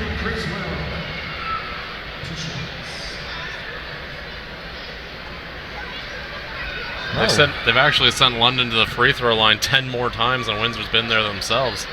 And with London actually shooting well from the free throw line, 80% on the night, that starts to count. That's 10 points that you just swung in London's favor. Yeah, and that's about the difference in the game as well. 78-67, make that 79-67. London opening up a gap. And the team fouls aren't even drastically different. It's just they keep fouling when London's shooting. That's what's leading to the extra shots. That is a terrific play by... I watched Maurice Jones dribble that ball from one end to the other. And you can see London is well aware of him. And they shot a second person at him, changed direction. Went to the hoop, another person came, changed direction, a little hesitation, and up and under, and gets the foul. Man, oh man, that guy is... I would not want to guard that guy. That would not be a fun assignment at all. Man, oh man. Now, You'd have to get an oxygen tank after the game trying to keep up with them. They haven't had as much effect in this third quarter as they did in the second quarter. That foul shot makes it a true three-pointer. Garrett Williamson with the ball up top to Johnson on the side. Kyle, that is. Sort of stuck and trapped that time by Keith. Keith doing a good job. Criswell is going to have to shoot it soon. Down to 5 seconds on the shot clock. That's Johnson shooting it. That goes for an early, easy run out for Windsor. Quick shot by Bennett. Is he going to convert? No, he's not. Whoa, a big rebound from the weak side by Evans. Nick Evans. He's sky for that one. I like Evans' games. I like his work attitude as well. Good communication. You can hear his voice up here talking to his teammates on the defense. Playing for the last shot. Criswell, can he make that three? I'll be able to convert. Last second desperation shot. He hits the backboard. It wasn't that far off. Maurice Jones trying to make some excitement at the end of that quarter. 79-72. Well, a good quarter. Somewhat choppy play. a great quarter by the London Lightning, coming up with a 7-point difference. Yeah, and I think for London, they just shot the ball better, and that's exactly what changed for them. They didn't have to do anything too crazy. Their number's still only at 37%. It was at 32, I think. Yeah, it was even lower at the half. So oh my goodness. For London to be able to finally make some shots, get some sort of rhythm going. I mentioned during the halftime show that London didn't need to do anything too crazy. They were getting open looks. They just needed to make the shots. Now they're making them. We see a different game because of that. And that's all without Doug Herring as their point man. Really, it's been Anderson and Williamson bringing up the ball for the most part for the London Lightning in that quarter. And I think they just went big. They saw Tony Bennett and Maurice Jones playing a ton of minutes, so they just went with a big lineup to try and, if you can't keep up with them, you might as well just go big. So London did that. We saw Joel Friesen guarding the point guard, which was an incredibly tough assignment for him, but he did a beautiful job of it. And it really, the third quarter was night and day compared to that first half for London. I agree. So let's see if Windsor can regain their composure and their edge on offense. They played a terrific first half, especially between Bennett and Jones and Evans. Those three played really well together. Unfortunately, that third quarter for Windsor, they ended up losing the quarter 30-17. Wow. That's a huge deficit. And that group of three is out there.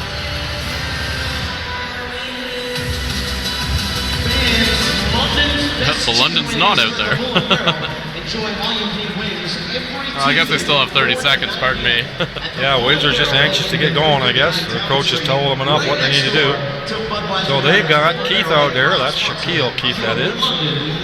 And Gennard Giroux back out again, along with the 2 point guards, Tony Bennett, number 5, and Maurice Jones, number 11, and the big guy in the middle, Nick Evans. That's who Windsor has to start the fourth quarter with this 7-point difference.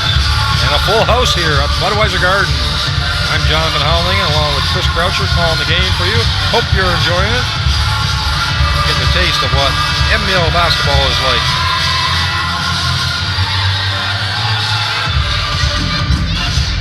Keep an eye on fouls in this quarter. London got a ton of extra foul shots because Windsor hit the limit way too soon.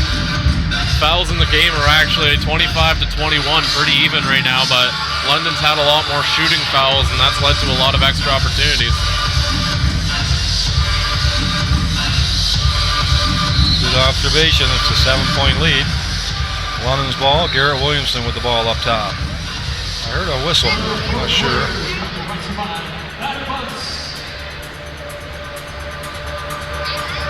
What's the whistle for, do you know? I'm not quite sure. Something to do with the score clock, I'm thinking, but as soon as the ball was inbounded, it was called.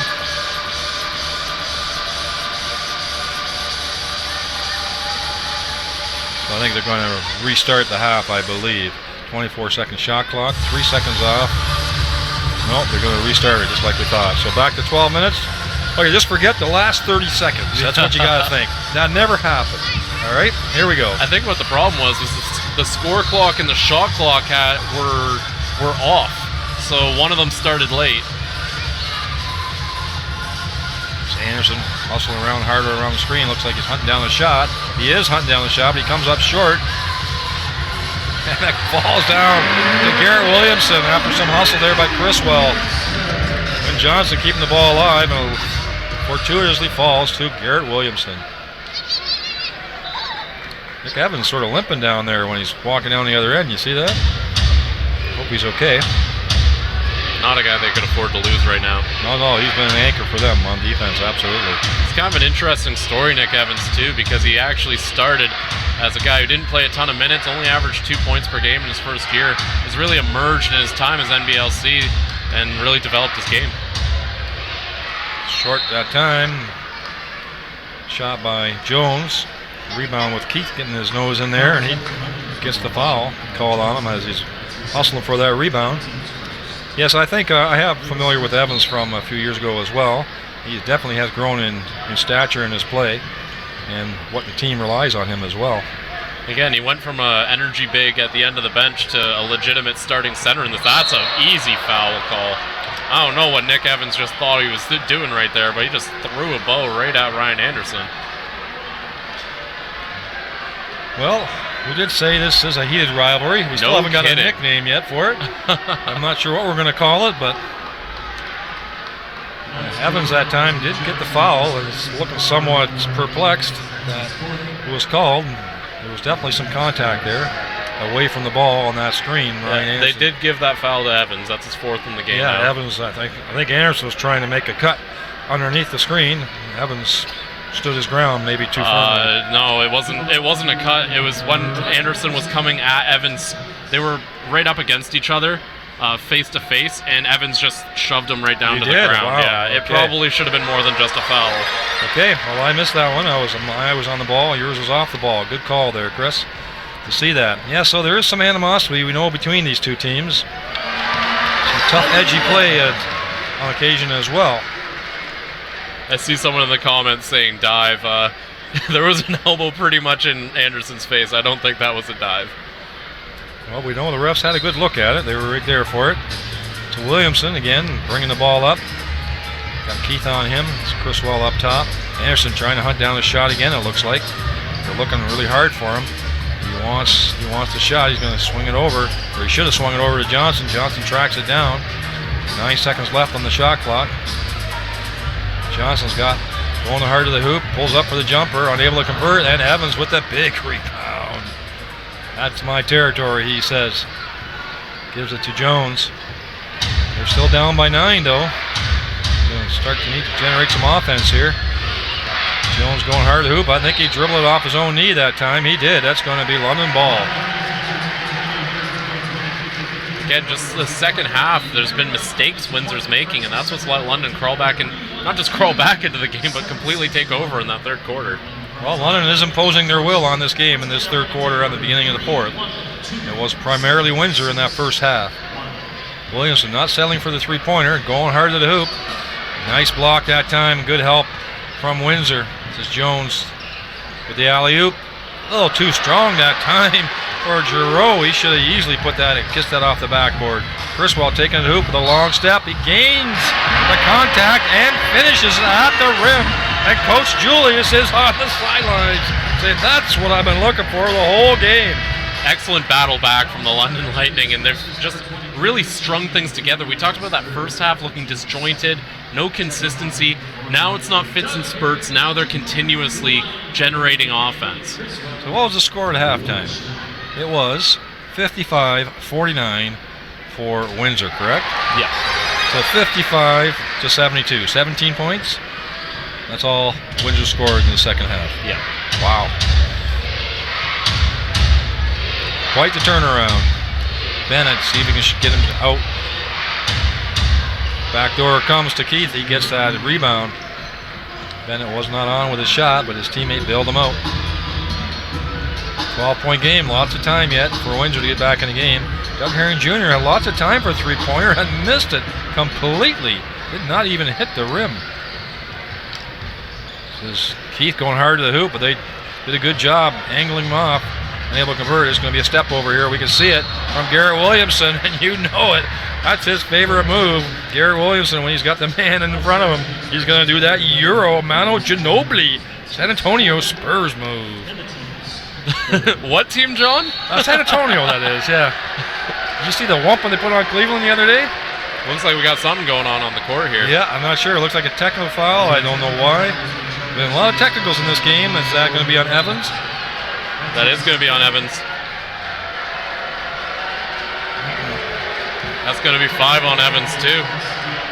So now Evans and Thomas both in severe foul trouble. Thomas is out there just because they want to save Patillo for if they get closer, but... I'm curious the rotation with Patillo tonight. I'm not sure why he hasn't played as much as he has, being their leading scorer and rebounder, but... There was a moment earlier in the game where he looked like he was limping just a bit, and I thought he just had his shoe slip off or something, but maybe he might have hurt himself just a bit.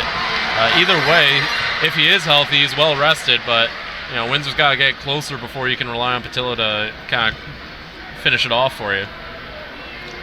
So Williamson had gone to the basket on that drive. I believe the basket did count, even though it was swept off the rim by Evans. Evans got the technical foul.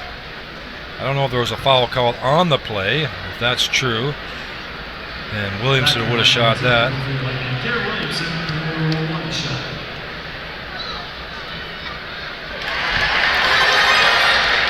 And he shoots the technical. So that point, 2, 3, 4 points on that play and a technical to Windsor, and a 15-point lead for London. And even if you are getting frustrated with the refs, you can't keep taking those technicals. They're really hurting themselves. Criswell up top, and DeAndre didn't want to take him on one-on-one with the dribble, and Criswell settles for the jumper. I thought he could have got something better. Nice bounce pass, but great hustle that time back by Capers. Another bounce pass to Criswell. Don't think that's going to be called intentional. Even the ref, I think, was thinking about it. Criswell going hard to the hoop. Looked like a bit of that hesitation. Do I want to say it? So I think the ref player made the right call. went for the ball. Criswell going to the line. Yeah, so a tale of two halves here between Windsor and London, definitely. Like we said, we do know that Coach Julius is a great halftime strategizer. He definitely must have thought about what he needed from his team, not only motivation-wise, but also on the X and O's. And the X and O's have worked terrifically here for the London Lightning in this second half, and Windsor has not had any answers. They put themselves into trouble with fouls, technical fouls, and spotty play as well.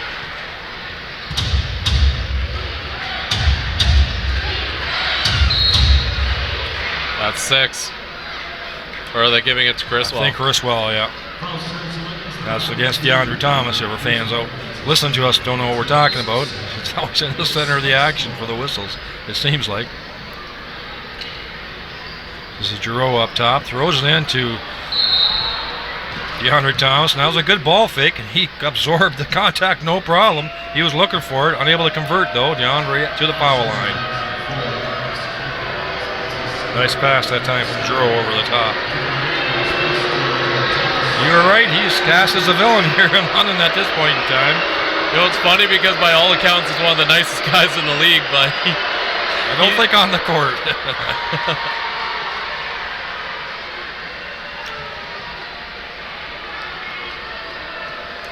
Well, I remember calling his games early in his career here in the NBL with London. He had a great pair of passing hands, we always noticed that.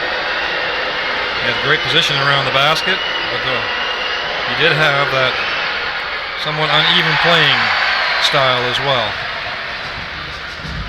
Garrett Williams going hard to the hoop. I think he's going to call an offensive foul that time. I do believe so. Yes, it is. Easy one for the ref to call there. Good defensive positioning that time by Windsor. Giroux in that time. 8:41 left. 90-75 is the score in the fourth quarter. Boyd back on the floor along with Phillips. Phillips again and DeAndre Thomas are battling again underneath. Giroux up top. This is Keith looking underneath for DeAndre. Phillips trying to keep his position. Long three-point shot by Bennett. And DeAndre gets the offensive board, unable to hang on to it. Bounces it on the end line, but he was there for the offensive board. That was quite the battle between Thomas and Phillips as well. They got into each other's face earlier in the game. Keep an eye on that. Don't look like they're chattering with each other at the moment, which they were earlier.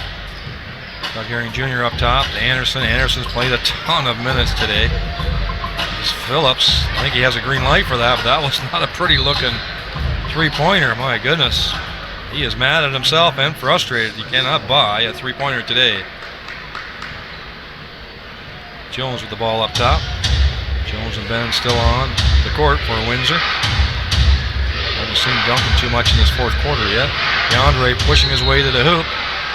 It's like a holding foul, a pushing foul on Phillips. Not much he can do there once DeAndre pounds the ball on that power dribble and turns his back to the basket. Hard to keep him from getting there. He's going to the foul line. Such a powerful guy to have down in the center. Again, he's one of those guys you don't really have a choice but to hold on. And you know, other than Royce White, I don't think there's anyone on the Lightning who can really match him for that physicality and bulk. Makes the first one. You know, I mentioned Royce White, but even throughout the league, there aren't many people that can handle the size of DeAndre Thomas.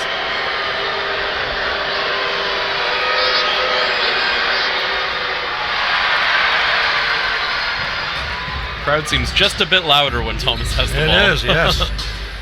So Boyd along with Herring Jr., Phillips, and Johnson on the floor. Here we go with the mismatch again underneath. Great look that time by Herring, knowing that DeAndre Thomas was coming for the help, and he looked for Phillips flashing to the hoop, and that's going to be a foul on DeAndre Thomas. He didn't have much choice that time to prevent Phillips from getting to the hoop.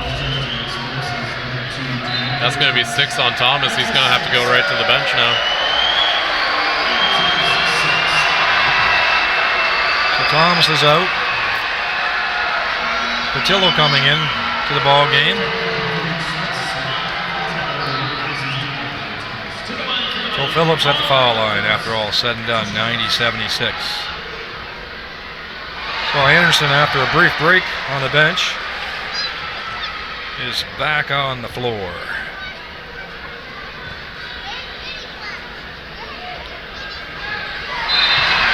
And Friesen coming in as well. He's coming in for Garrett Williamson, who's done a good job handling the ball, really, for London in the second half in Doug Herring's absence in that third quarter, and sharing the ball now with Herring. He's done a good job going on the exercise bike to keep the juices flowing. Well, with Garrett, he's had it looks like there's something going on with a fan. Well, it looks like the fan down on the far end by Windsor is jawing a little too much at the Windsor bench, and the referee is cautioning him to keep it civil. Yeah, just because you're a fan at the game doesn't mean you get to yap at players indiscriminately. Well, there's no separation really here, right, on the court, so it's a little unfair to the players. They can't get away. That time, a follow-up by Patillo on the Jones drive. That's what we've been looking for all game. 14-point game, 7 minutes to go, lots of time left. Who's going to hold their nerve and execute their offense? This is a time where Windsor really needs Juan Patillo to step up. Just being hounded was Herring that time. Phillips got to stop shooting the threes. He's not made one tonight. He's got to be 0 for 6 at least. This is Giroux up top. Phillips guarding him. Keith going hard to the hoop. Much stronger physical player. Joel Friesen that time. Friesen unable to steer him away from the hoop. Nice little up and under. That was a good recognition by Windsor to see that it was Friesen who was covering him. Shaq Keith, a very powerful player when he goes to the rim. So for Friesen's okay with the speedier guys, but when you get the bulkier guys, that makes it a bit harder for him to defend. Yeah, it was a good finish there as well. And he converts the foul shot, cuts it down to 11 points. Herring Jr. looks tired to me, is from what I'm seeing. You? Considering the amount of minutes he played, I'd be pretty tired if I even had to play half of that. Herring getting the ball out the handoff from Anderson, able to convert. Well, I guess he's not too tired to score. He's doing a great job. That's a great ball fake. And Giroux, I don't know how he put that in, but he did. What a great pass from Jones. Going back and forth, but the Windsor needs to have some defensive stops. Can't exchange baskets with only 6 minutes left to go in the game. It's Anderson up top. Boyd. Phillips going to shoot another three. Unable to convert another one. He's only 1 for 6 from behind the arc in this game. Oh, I thought it was 0 for 6. I don't remember him making one. That's only number 6 right there. He's 1 for 6. Okay, well, I'll give him a little slack then. He made one. So. Part of the reason it seems like he's shooting so many threes, though, is because he's only shot 7. Or pardon me, that was only his 8th shot of the game, so all but 2 of his shots have been from behind the line. For such a tough physical player, honestly, that's a great backdoor cut and a foul on top of it with Anderson. That curl screen. Great cut to the basket, great entry pass. It's like a timeout being called by Windsor. You know, we haven't really talked about him a lot, but Ryan Anderson is having a fantastic game. He's been the leading scorer from the Lightning almost from start to finish. He's also leading the team with 8 assists. So 20 points, 8 assists. He's having himself a heck of a game. And, you know, he's been doing it so consistently from start to finish, you almost didn't even notice how quickly he was accumulating that total. Well, he's played a ton of minutes as well. The ball's been in and out of his hands a lot as well.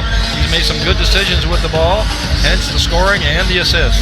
And considering his reputation as the scorer, the 8 assists is just huge.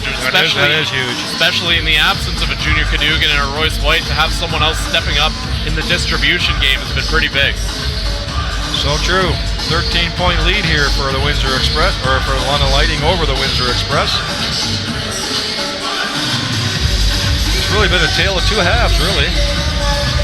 Windsor really imposed their will in the first half, getting the big lead. London got back near the end to get it close. And since that time, it's been really all London for what the pace of play and what the game is being played at. And the Windsor's down by 13. But I am seeing some tired legs, I think, on Windsor now as well. I look at Jones, he's sort of strolling back on the floor. He looks tired. I know he's quick on the floor when he's got the ball in his hands, but I think body language tells me they're a bit tired out there, and they have the right to be. 6 games in 8 days, that is a lot. Lots of guys with hands on hips, hands on knees right now for Windsor Express. You're right, yep. So Anderson's going to be going to the line. Not sure why 3 Windsor players are now at this end here, and they should be down here boxing out on the foul line.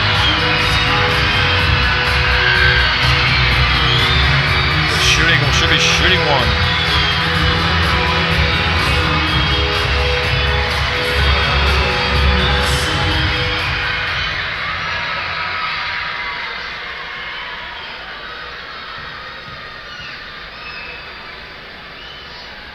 And he converts for the old-fashioned 3-pointer. 14-point lead. I haven't seen Darren Duncan much in this second half, really. It's been Jones has been out there primarily since they did the substitution about 4 minutes into the third quarter. He hasn't come off since. Long 3-pointer, maybe that's a good reason. They needed that. They sure did. Terrific shot by Jones. That's the lead to 11. A little overpass there that time to Julian Boyd. He was wide open. Herring just missed him. That's Capers this time on top with Jones. Jones so quick with a great handoff and a little submarine that time by Joel Friesen, unable to stop his momentum, and he undercut Patillo, and he's going to the line. Juan Patillo. You know, I'm starting to think Patillo might not be 100% because he doesn't look quite right when he's running right now. So we won't find out until after the game, but I'm curious to know. Yeah, that's just my impression as well, but we don't know anything personal. Nothing been relayed to us. But that's just what it looks like. Or maybe Jones is managing minutes because they played so many games as well. Looking a little longer term, maybe. That's probably why Duncan hasn't seen much of the floor in the fourth. Yeah, that's possible as well. The pressure on the ball is going to be 5-second call. I was going to say that's 5 seconds call. Good job by the Windsor Express there. I think Capers forgot to realize he can run back and forth if he wants on that end line. He stayed in one spot and didn't give himself much of an angle. So turnover by London. Ball into Bennett. Fadeaway jump shot from the corner, and he makes it. Wow. Back-to-back 3-pointers by the guards and a full court pressure, and it's a 6-point game with 5 minutes to go. Timeout London. There are so many twists and turns to this game. My goodness. And don't look now, but the Express have gone and made a game of it again. Super close right now. 97-91 for the London Lightning. You know, one of the things that we've been talking about off and on have been the turnovers. It doesn't feel like it, but Windsor had 17 turnovers after that disappointing play, we'll say, during the third and fourth quarter. So it was very difficult for them, but they're starting to get some things going now. We saw Tony Bennett with that absolutely gorgeous 3-pointer right there. And I think those guards, the Jones and Bennett combination, are going to be who they have to lean on for the rest of this game. Yeah, they were quiet for most of the third quarter, and then in the fourth quarter, towards the middle of this fourth quarter, they started picking it up. They shot their team right back into this game. A big part of why Windsor's got 50 points off the bench in this one. Wow. More than half their teams. And Windsor has 17 turnovers in this game, but London's only been able to turn that into 14 points. And that's just not going to be enough.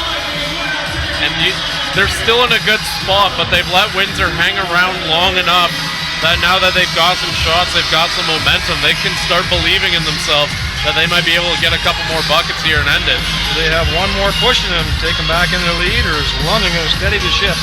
They've got Anderson. Who else is out there? Herring. Williamson back in the game for Friesen, Julian Boyd, and Marcus Capers. Giroux's out, along with Patillo, Bennett, Jones, and Keith for Windsor.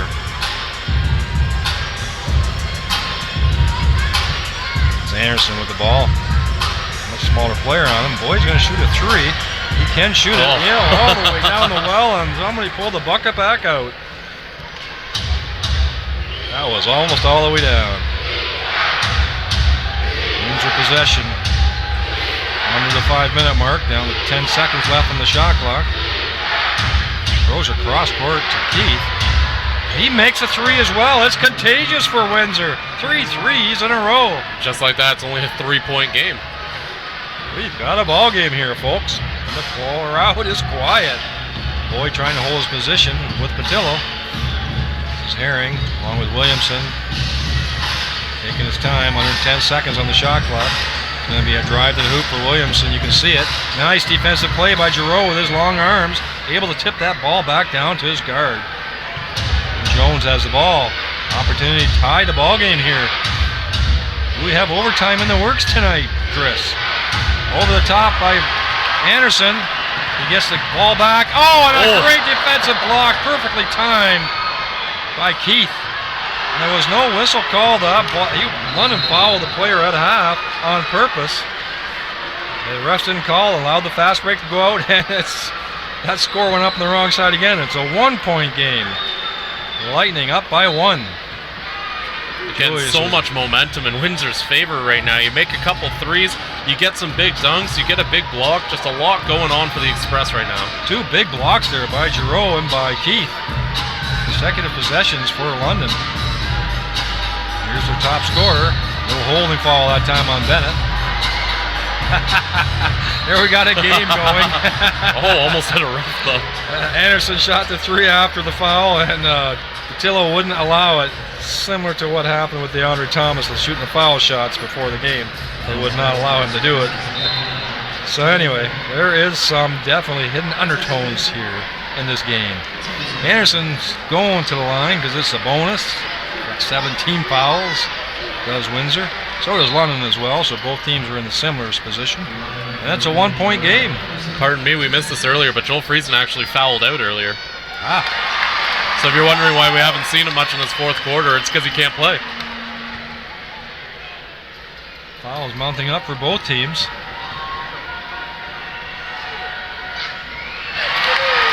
Makes them both. Keeper's still on the floor as well. He has contributed this game, getting some more minutes than we've seen him in the past. As Bennett driving to the hole, that's going to be a holding foul on Anderson, I believe. The refs are calling it fairly closely. Bennett made a good cut at the foul line. He's going to the line as well. So is it going to come down to foul shooting then? One never knows. London's been shooting it well tonight from the free throw line, but historically haven't been great. They're 85% tonight though. Windsor 73%. Bennett misses the first one. Does the second one. Boyd's going to throw it long on purpose to Williamson. And that's good hustle back. That was a set play. You can see it from Boyd. He was looking for Williamson to break on that pass. Break, and that was good hustle by the foul shooter, no less, Bennett. Last guy. Yes, great last hustle. guy you expect to get down the floor that quick, considering he's facing the opposite way when he starts. That's a great hustle by Bennett that time. Boyd up top to Anderson. Quick 3-point shot. It sort of didn't really have his feet set, but who puts that one in? Doug Herring Jr. Able to use his larger size inside for the inside offensive rebound. Jones, a mix-up that time between Bennett and Jones. It's too bad. The ball off. It's too bad too because they did a great job of forcing a mismatch where they had Giroux being defended by Doug Herring Jr. They set it up nicely, just couldn't execute. Costly turnover. See if London can make him pay for it. This is Williamson up top, looking for Anderson. Anderson really such a good mover off the ball, hunting down his shot all the time. This is Herring Jr. with a much taller man on him. They got to get the ball inside the Capers. They're unable to do it this moment. Great anticipation that time, but none other than the big guy, Juan Patillo, gets it to Keith. He physically works his way hard in there. Unable to convert, but there's going to be a foul afterwards. And Keith just working, and say it was Patillo inside for the offensive rebound. birthday screen up there. Happy birthday, girl! Jones applauding his team's effort. Coach Bill Jones, that is. Boy, it's been big leads for both teams. Both teams have given them up. It's been physical. There's been a lot of fouls. A lot of ebbs and flows here, and sometimes not very many flow. It's been a sort of a chippy game, choppy game, scrappy game. And it's a 1-on-1. No, it's not. I think they went on the wrong side again at that point. So that's the third or fourth time tonight we've seen that. Wait to see for that correction there. 2-point game, 101-99. This is Williamson underneath, looking for the alley-oop, but no way. Patillo had that one covered, no problem. Quick double team. Jones able to get out of that. And Keith gives the ball back to his point guard. Giroux with the early screen and a roll to the hoop, and nothing going. Boyd staying on the ground. This is Patillo taking it to the hoop. That looks like an offensive push, but no call. Patillo with a nice move to the hoop, but it's all tied up. 101-101. Did not see this coming after that third quarter. Great fight back from the Express. Exactly. Herring going hard to the hoop. And a great help out defense by Patillo. And he does a back pass behind his back instead of taking care of the ball. And Jones unable to hang on to it. Another careless turnover by Windsor. Not the time to get fancy, and that's going to be 20 turnovers now for the Windsor Express. Each possession so important at this time in the game. They fought back so hard, but throughout the game, they continuously have found ways to damage themselves. And you know, they might not have had to battle back so hard if they had stopped doing that earlier. And even now in this fourth quarter, they're having troubles with it. Herring with the ball and wanted to get it to Anderson. And Anderson's guarded closely by Bennett. He's doing a great job keeping up with him. This is Patillo and Herring. He's going to draw a foul, a little alley-oop. Patillo has some words for Doug Herring Jr. on the court. The referee had to look at it. That's a jump shot by Patillo. Looks like it's going to be a pushing foul from behind on Giroux. They should bring him to the foul line, I do believe. It will.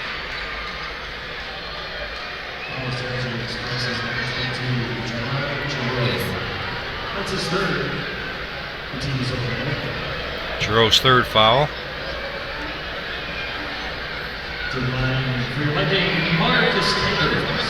So Capers heading to the foul line. Up with the tie ball game, minute 12 to go.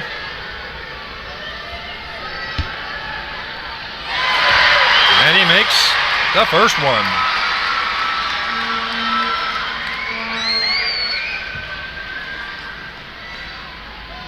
Big foul shots here for London. They have been shooting well. As Chris said, over 80%. Can he make the second one? He unable to convert.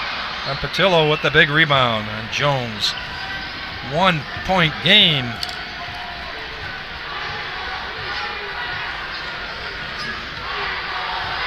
Up top for Jones. What's he going to do? Take the three. He does take the three. He made a big one earlier. That's a big rebound by Julian Boyd. He puts the ball down where somebody can grab it, but a foul is called on Gernard Giroux. That's 2 fouls on Giroux in the last minute that just aren't going to work. Big man board. How would you call it? A working man's board? Working rebound right there. Working That's a rebound. There you go. Bring in his lunch bucket. And again, the fouls now with Windsor. It's not so much that they're making huge mistakes now, but these mistakes hurt you more because of mistakes that were made earlier. So if you don't pick up so many silly fouls earlier in this fourth quarter, you don't find yourself sending them to the line every single time. So this is a 40th first foul shot for London. Wow. Doesn't make his first one, though. Lots of shooting fouls on London's side. But again, the team fouls, 34-30. It's not drastically going in one team's favor in terms of fouls. It's just about where they're doing it. Yeah, 20 for 27 for Windsor, right? They've been on the line 27, but that's a big difference for being at the line. So he misses both of them, does Boyd. But he gets another rebound, a fast break. It is Capers. 36 seconds to go. That's a 3-point game.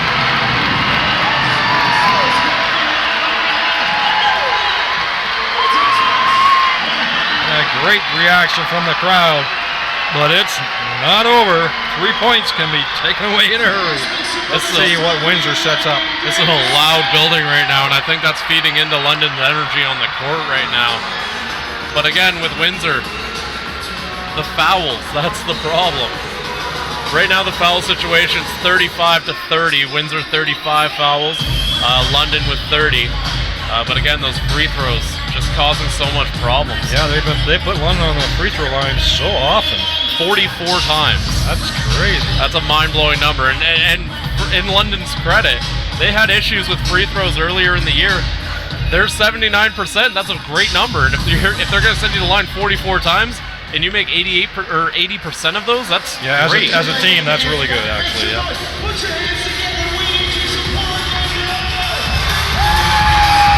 Okay, see what Coach Bill Jones comes up with. Him and his assistants are on the court, drawing up a play. I have a feeling it's going to go through Jones and Bennett. That would be my thinking anyway. One of those two have got the green light to make it happen. They need a three-pointer or a three-point play of some kind. Just listen to that. Wow.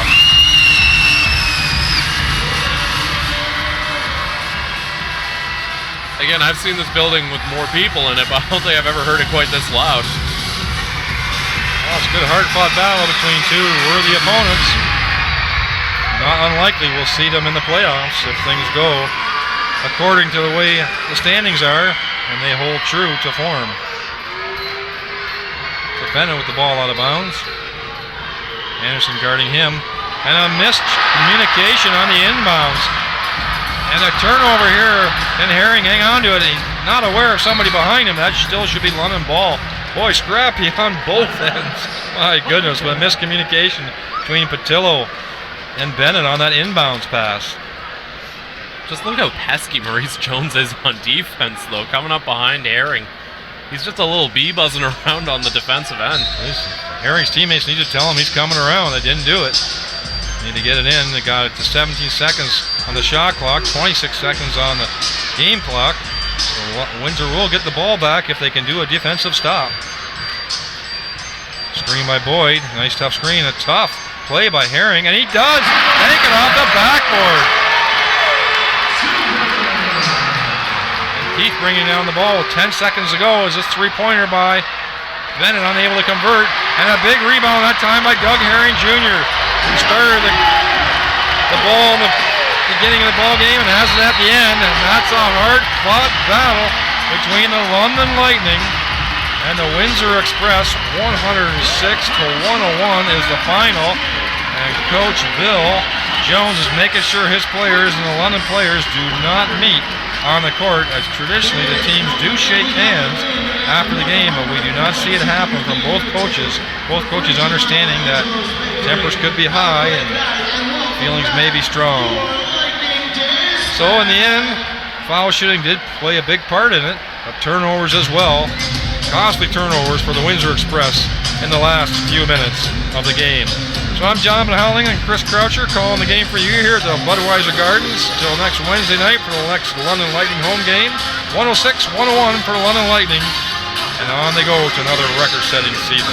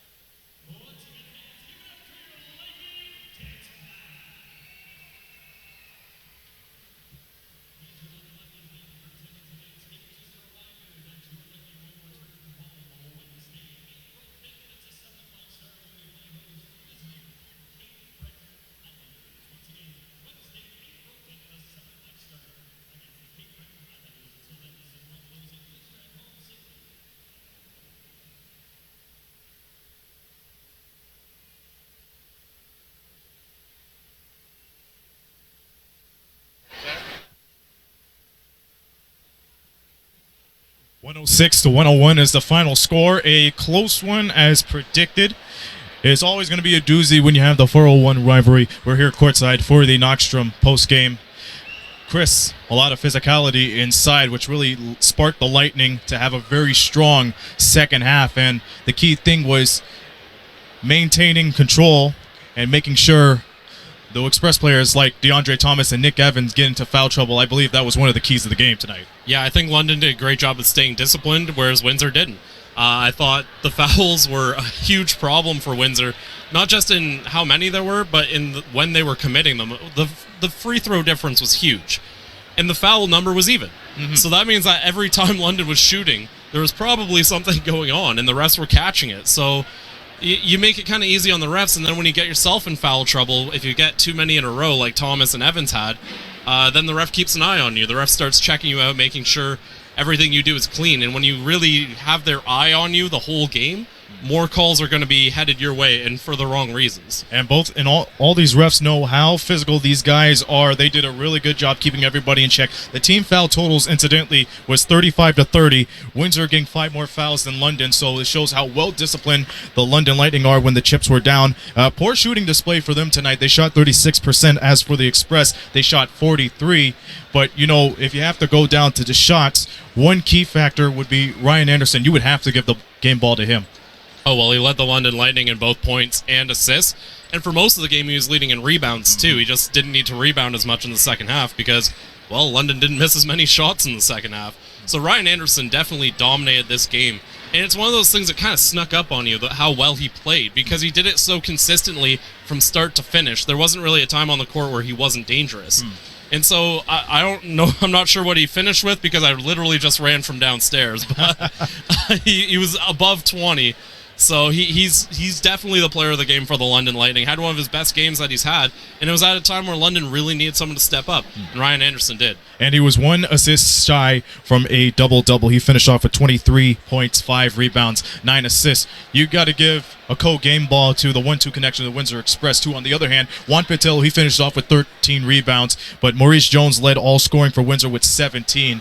I mean, as shifty as that guy is, he did a real good job, but unfortunately could not maintain the pressure when the chips were down. So, I mean, give credit to Maurice Jones. He's getting better and better as the games go on, and he's becoming one of the most efficient guards in the NBLC. That's my 2 cents. I agree completely. He played incredibly well, and 17 doesn't sound like a big number. We've seen guys have more than 17, but his points were so important for Windsor. They came at times where the offense wasn't really working, and he just made something happen.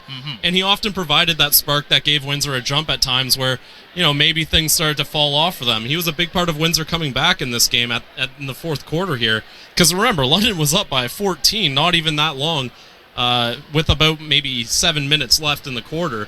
And Maurice Jones really stepped up. Him and Tony Bennett, actually, I thought really ended the game strong. But unfortunately, it just wasn't enough. And the chips were down for the London Lightning, and you're sure about that. We go over to the auditorium in Kitchener-Waterloo. The River Lions, they won 91 to 87. Kirk Williams Jr. led the way, 19 points and 9 rebounds. And we mentioned at halftime how crucial the playoff seeding is when it comes to these two teams. I mean, think about it. The River Lions, they had a new coach. They let go a couple of players, Chris Commons for one, but they really buckled down in crunch time, so hats off to them.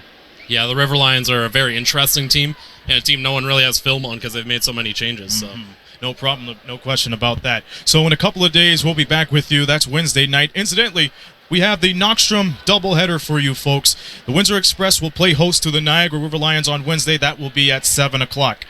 And at the same time, the London Lightning will play the Cape Breton Highlanders right here at Budweiser Gardens. So you're going to have 2 for the price of 1. Same time, 2 different places. So we invite you to join in on the fun and everything else that adds on to it. But we'll wrap it up right here. London Lightning get it done in the clutch, 106 to 101, being their 401 rivals, the Windsor Express. We thank you all for watching.